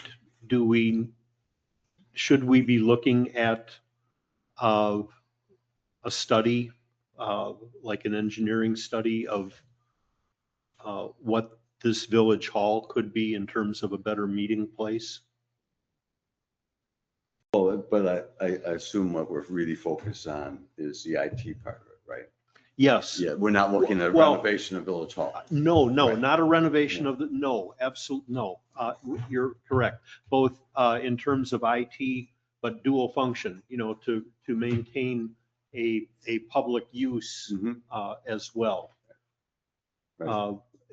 I just feel like that's a great big hole, like an unknown for any kind of, whatever I'm trying to decide or consider.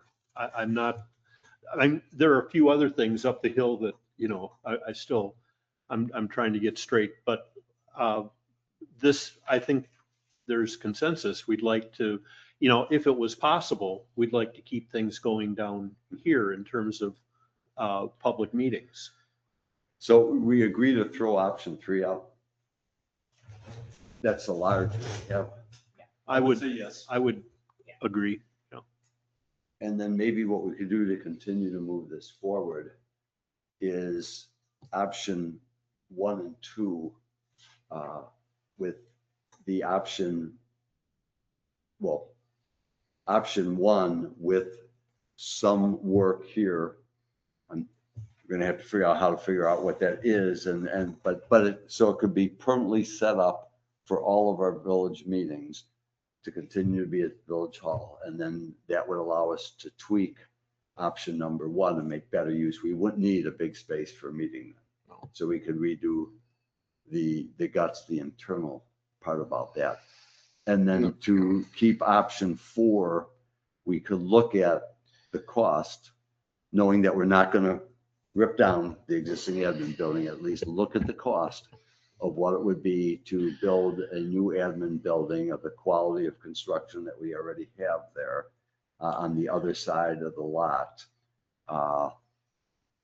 We can figure out how many square foot it should be for just our administrative operations.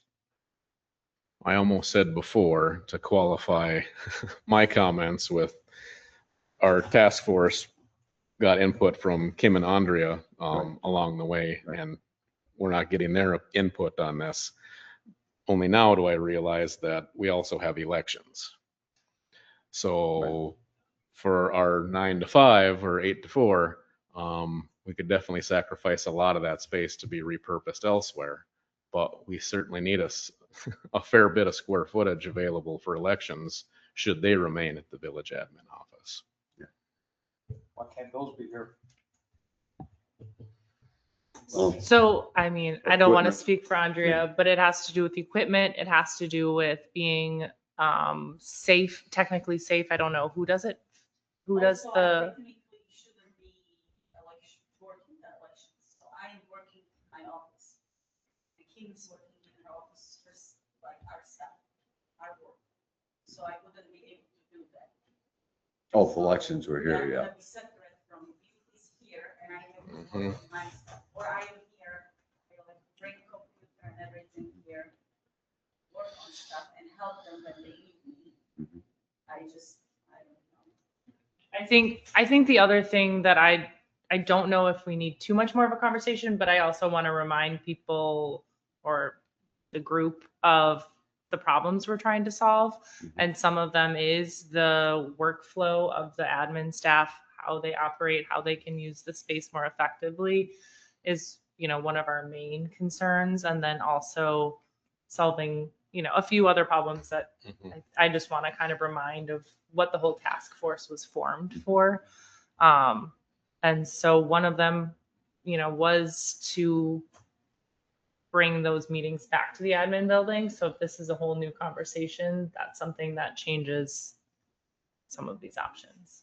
But And maybe that's the fundamental question here that we need to answer first is what work do we have to do in this building so it can be reliable for all of our village meetings? So we can assume no meetings are going to go back up to the admin building. And then we can use all that space for administrative purposes and elections. So maybe that's our first question. And we're not getting rid of any options relative to what we developed as, I'll call it the 5 of us, the 3 staff and Carly and I, because option 2 is still in play. And that was an option that we thought would work well. So we're not making any decisions that would change that. It's whether or not option 1 would work. And we could rearrange option 1. We don't need so much space for meetings. But we have to answer the question, what would it cost to make a permanent setup here for IT and a permanent stage for us that nobody else could get at? We draw the curtains and this space is reserved for village meetings. And we have no breakdown on equipment. That'd be one way of doing it, but I think the key part is the IT. Right. Required for that. Whether there's physical changes to that, I mean, maybe we can explore that, but I think the main thing is the IT, so we can have the meetings. Right. So,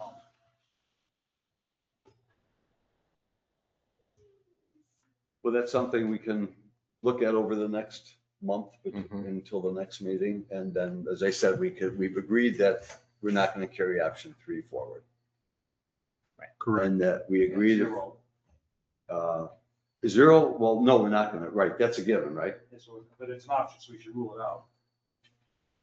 it's there to help us understand the cost of not tearing down. Of not doing anything.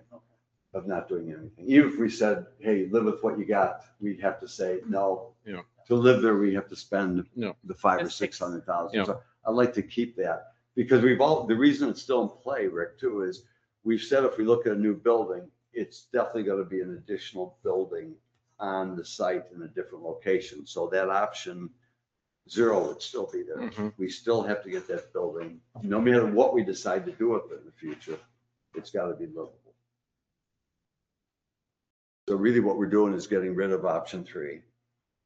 And then the next task that we can take on is what kind of investment would we have to make in the IT here, minimum disruption and changes to this, this building, so we could have a permanent setup. Yeah. Brent, does that clarify, clear enough in our minds? I think so. Are there any new expenditures attached to this? Not yet. Okay. Not As far yet. as engineering or. You know, I don't- additional- Oh, I'm glad you brought that up. So, yeah, Keller's Keller, been working on the original contract. yep, they're working, and again, it's based on a tiered system, assuming we'll move forward to the next step of producing final plans. So, you know, they're hoping to get more money out of us at some point, which unless it's dead on arrival, you know, we probably will take that next step at some point. But no, they were willing to work on plans in an option 4 world that we don't have now. We just have a budget under the current contract. Now, we haven't discussed this, you know, they don't have any drawings or anything on this building. And honestly, I don't know if that would be in their wheelhouse or not. Certainly from a building standpoint, they could come up with that, but the IT side, that's different. But I don't know where I'd start first with how to work through this. The only other financial, bouncing back to the mold thing, as it applies to option 0, 1, and 2, depending on the feedback there, again, it's kind of looking out the rear view mirror. If I knew the humidity, again, common sense tells you that would have been the better time to do it. But relative to that, if that exploration requires them to come back, if there is, you know, you really should think about getting this tested again if it goes to that world. Can I explore that? If that's the recommendation that we really should take a deeper dive. Does it make sense also, I'm not sure what kind of dehumidifiers or if there's any sort of air purification that you have? We did spend money on the air purification system. Okay. Quite a bit, actually. Yeah. The purification, right. Not a dehumidifier, but. Right. Filtration. Right. But not dehumidifying. I No, was under the impression that basically any of these options involved doing work up at the existing admin building. Oh, yes, and I'm talking so about immediately. We're I'm talking just talking about like, as if there's this anything- project kind of Okay. grinds on, everybody's still working up there. Correct. You know, Well, yeah, so you're saying maybe do a test under conditions that might Might yield See if more- the expert, talk to the Yeah, lab. more Because again, concern. they contracted with someone that does the testing or collects the test, then they send it to the lab. Yeah. I have the contact information for people at the lab. That would be the conversation I'm interested in having, is based on what you're seeing here. What's my next step? If you were me, if you were us, does this merit a look in July when, as we all know, it's, while not hot, Door County is certainly humid in the summer. So, and that could lead to the question, there might be temporary things we should look at depending when this project's going to get built. Is that agreeable? well, and that could have some impact, just like the asbestos. You know, again, you're going to expose it. Once you expose it, just like old wiring in a home, now you have to fix it. You're not always going to know until it's exposed, but if through this we can establish a better line item for what, you know, the option 0 is, that'll just be better information for us as we weigh options too. Any other comments on the admin building? But we've agreed to drop option number 3, and we'll Yep. look at 1 and 2 and 4 with the new building on a different location on our existing site. Okay. 8I, discussion and consideration regarding planting of the Liberty tree. Carly. All right, so as a reminder of the last month's meeting, we did get put together a task force, which is Cody from Ephraim Historical Foundation, myself, Matt, and Brent. And we did have a very productive meeting and want to present kind of what we've come to the conclusion for as our recommendation. Matt also presented this to the PFU, and they kind of agree with this recommendation as well, which is to put in a Princeton elm tree, which is something that in this top option here, we can get a 4-inch elm from Hortonville brought in. And our suggestion for location is actually at Harborside Park, which if you scroll down here, kind of have it a little off, a little bit where the mouse is essentially. So there's still plenty of lawn left. You can see kind of this dry patch is where we lost a tree previously. So it would add a tree, kind of triangulate it into like the current tree situation, still leave plenty of lawn left for kind of people to enjoy that space, and then be able to have a native stone with a plaque put on it, which is also in the packet. This is the wording that we're suggesting. Cody has a contact that was able to put this, he suggested the wording. This was put together as far as kind of how it would space-wise look. If you keep scrolling, you can kind of see we're recommending using the top font. I was like, I can't think of the word. Font on, and I forget, did we come back with the background that's on the bottom. Background, the leatherette. So this bottom one, so a little bit less texture, but still have this kind of color scheme. As I said, that verbiage, and it is just south of $600. Yes, the plaque itself is just south of $600.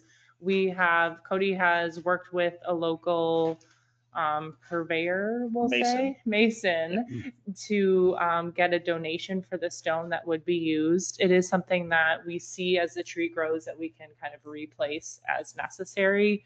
And then the tree itself is $650, and then he can work directly with Justin for the installation of the tree, relatively inexpensively. I want to say another $650 as well.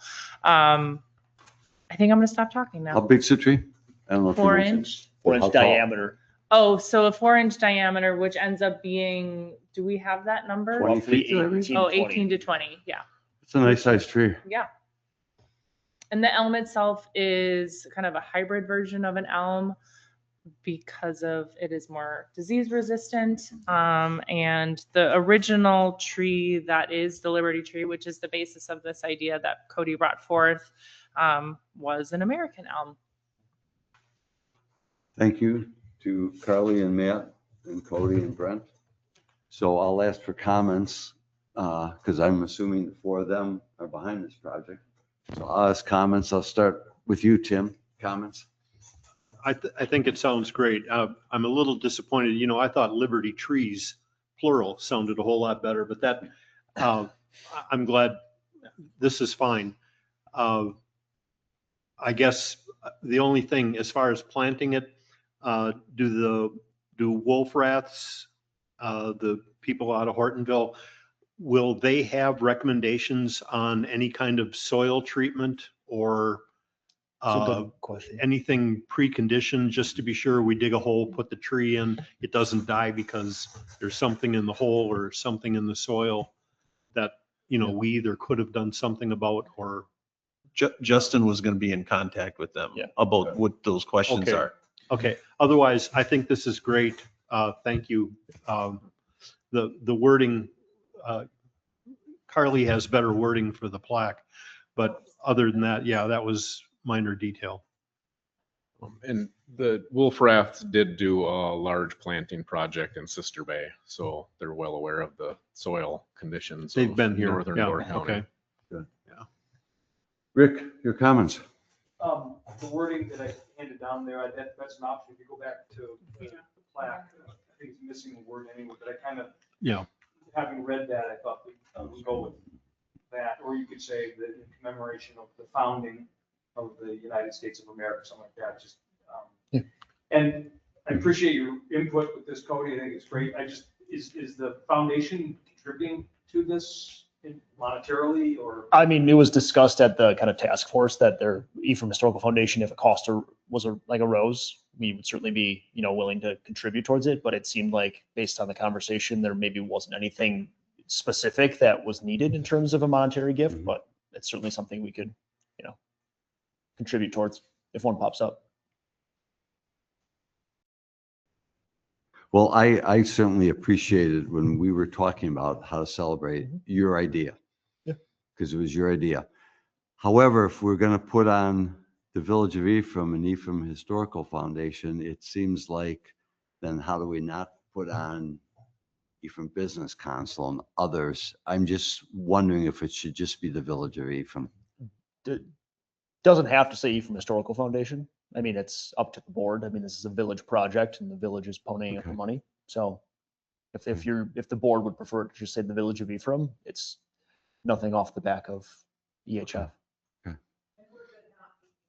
Okay, no, and I just wanted to be, Keith, I saw an expression.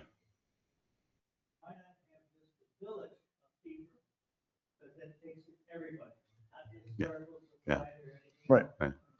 Yep. Yeah, that's where I was kind of going. The Village of Ephraim includes all of us. Yeah. You could add to that, say, by the people. It's kind of a momentous thing.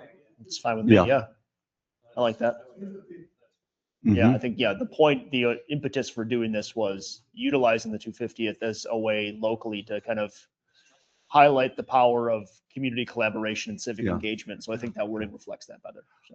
And just to talk about a little bit of logistics, God bless, because this is coming up really quickly. It is. Is the idea to set the tree and then on actually July 4th to set the stone? Is that, I assume we're going to try to have some kind of gathering, but if that's, we won't have another meeting before that. So I feel like is if that our you said I intention? might sketching.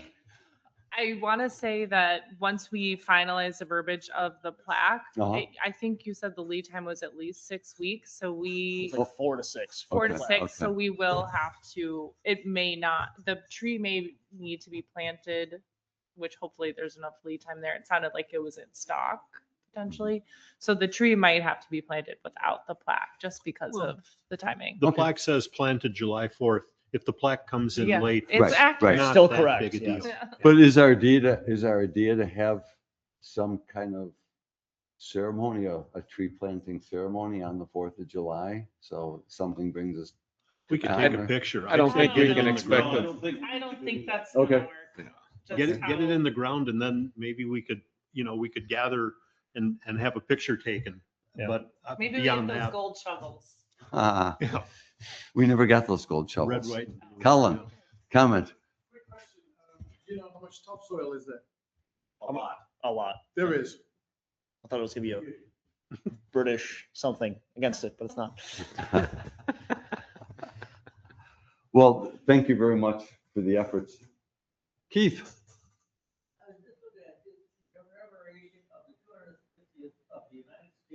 Yeah. 250th anniversary, huh? So this is an updated version, which I didn't read as closely. Semi-quincentennial Nailed it. Well, Liberty Tree planted July 4th, 2026 in commemoration of the 250th anniversary of American independence by the people of Village of Ephraim. Perfect. The Village of, yeah. Is that better? oh, No? What part don't you like? oh, America. in commemorate, Got it. Well, the Oh. founding of the United States of America. Okay. but think we're all does it saying the say the same thing. United States of America? It I think says, that's what Keith is this getting at. says, yes, no, I understand. It does not on here. Okay, so we'll add of America. TM. Okay, And yeah, for clarification, if everyone's confused, it's not going to be yellow and brown. It's going to be bronze. okay. Yeah. Just the way I'm looking at it right now. We were Yellow hoping. and brown, yeah. Okay, let's see, this is for consideration, so can I have a motion to approve this? I move we approve this Liberty Tree project as discussed. Thank you, and a second? Second. Thank you, Rick. Any further comments? Hearing none, all those in favor, please say aye. Aye. Aye, opposed? Well done. Thank you Thanks for very much. support. I appreciate Thank you, the four of you. So is this what we're saying? Oh, Cody has the contact, so I don't want. in commemoration of 250, well, of the United States of America by the people of the village of Ephraim. Put it down that way. We've got the US of A and the I people was of going to say, once Ephraim. the board's in agreement on the wording, I can relay it to. Okay. Yeah. Where'd it go? Right Oh, here. oh, so is it good? Take a read. Oh, you want me to read it? Yeah, read it. As long as it looks good to you, Rick. Because Cody's been in touch with Yeah, I can just contact him for a change. Yeah. the plaque. It's the founding Of the founding. of the, so it would read, semi-quincentennial Liberty Tree planted July 4th, 2026 in commemoration of the 250th anniversary of the founding of the United States of America by the people of Ephraim. Lovely. Or, That suggests that the people of Ephraim founded the United States. He's got a point on that one. Correct. it's a byline. I just thought that it could be read. You could jump dedicated by the people. And then add at the very end, and Cody Schreck. Yeah, so there's no confusion. Language by. Yeah. All right. Are we perfectly clear? Yes. Pass it to Cody. Cody? If you can read that marked up version, good luck to you. Thank you very much. Thanks. All right, number 9, physical facilities. A, update regarding village brush dump. Matt? So we were talking about illegal dumping in the last meeting. We had the discussion on it. The consensus was that we are going to put, we already have the camera. We're just going to put it up in plain sight so people can see it. We'll put some signs up saying you are on camera. So that's where we're going to go from that. If you have been out there, we did put some gravel down in the low spot. It appears that it's being well used in all the extra space. I can answer any other questions. Any question? Okay, we can just monitor and see, make sure everybody's Mhm. using it correctly. Thank you, Matt. Then B, update regarding Canada Goose damage management. That is, I think that's supposed to happen next Thursday.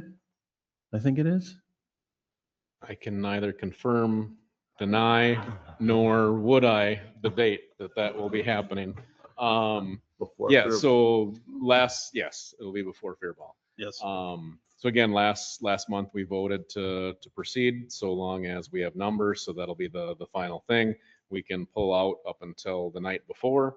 And they're just looking for confirmation that the numbers are adequate to support their trip up.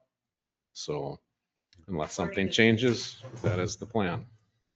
And you've been collecting, Yes, we've got a handful maybe only that haven't, but yeah, we've got good response relative to that. Okay. And C, still with you, Matt, discussion and consideration regarding nonprofit use of village hall and fees.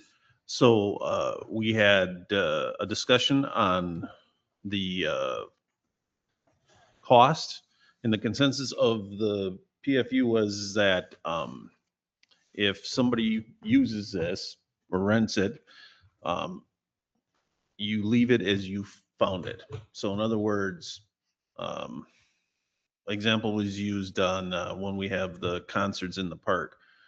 If there's a chance that there's rain here and they set it all up, to come inside, that when we come here the next morning, it's like this. There's no chairs, nothing, because it's always clean. If it's determined that it's not left in the same state as they found it, then we would recommend them being charged the $85.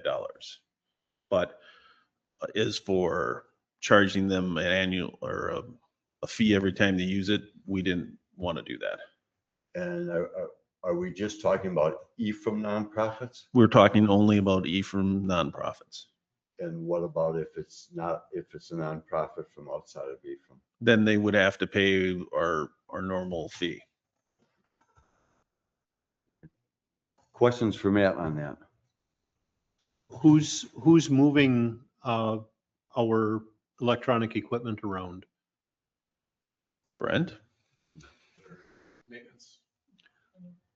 Okay, maintenance is going to be doing that, which I think is a good idea. But are we not going to be charging the Ephraim nonprofits for the maintenance people to be moving things around? When you come here, this equipment is not here. Okay. They said this gets set up, like the day before or the day of. But on any other time, this is not here. It's just a clean slate, and it's not only leaving it as you found it; it's making sure you sweep it as well.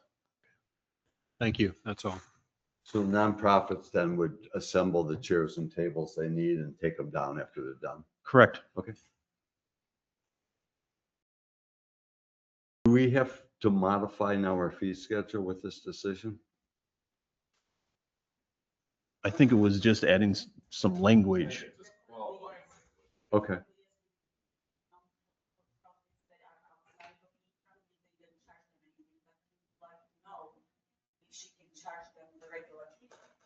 And the consensus, you were there, was that we would charge them. Okay. So we all in agreement on that now then? Not Ephraim nonprofits free, assuming they clean everything up, and we'll just see how that goes. Okay. Any other questions of Matt? Okay, number 10, committee minutes for review. Any comments on the committee minutes? And then number 11, new business for next meeting. We will have the administration building back on the agenda for next meeting. Anything else anybody wants to add at this point in time? Okay, I'll take a motion to adjourn. Move to adjourn. Second. Second, all those in favor, Aye. please say aye. Aye. Thank you, everyone.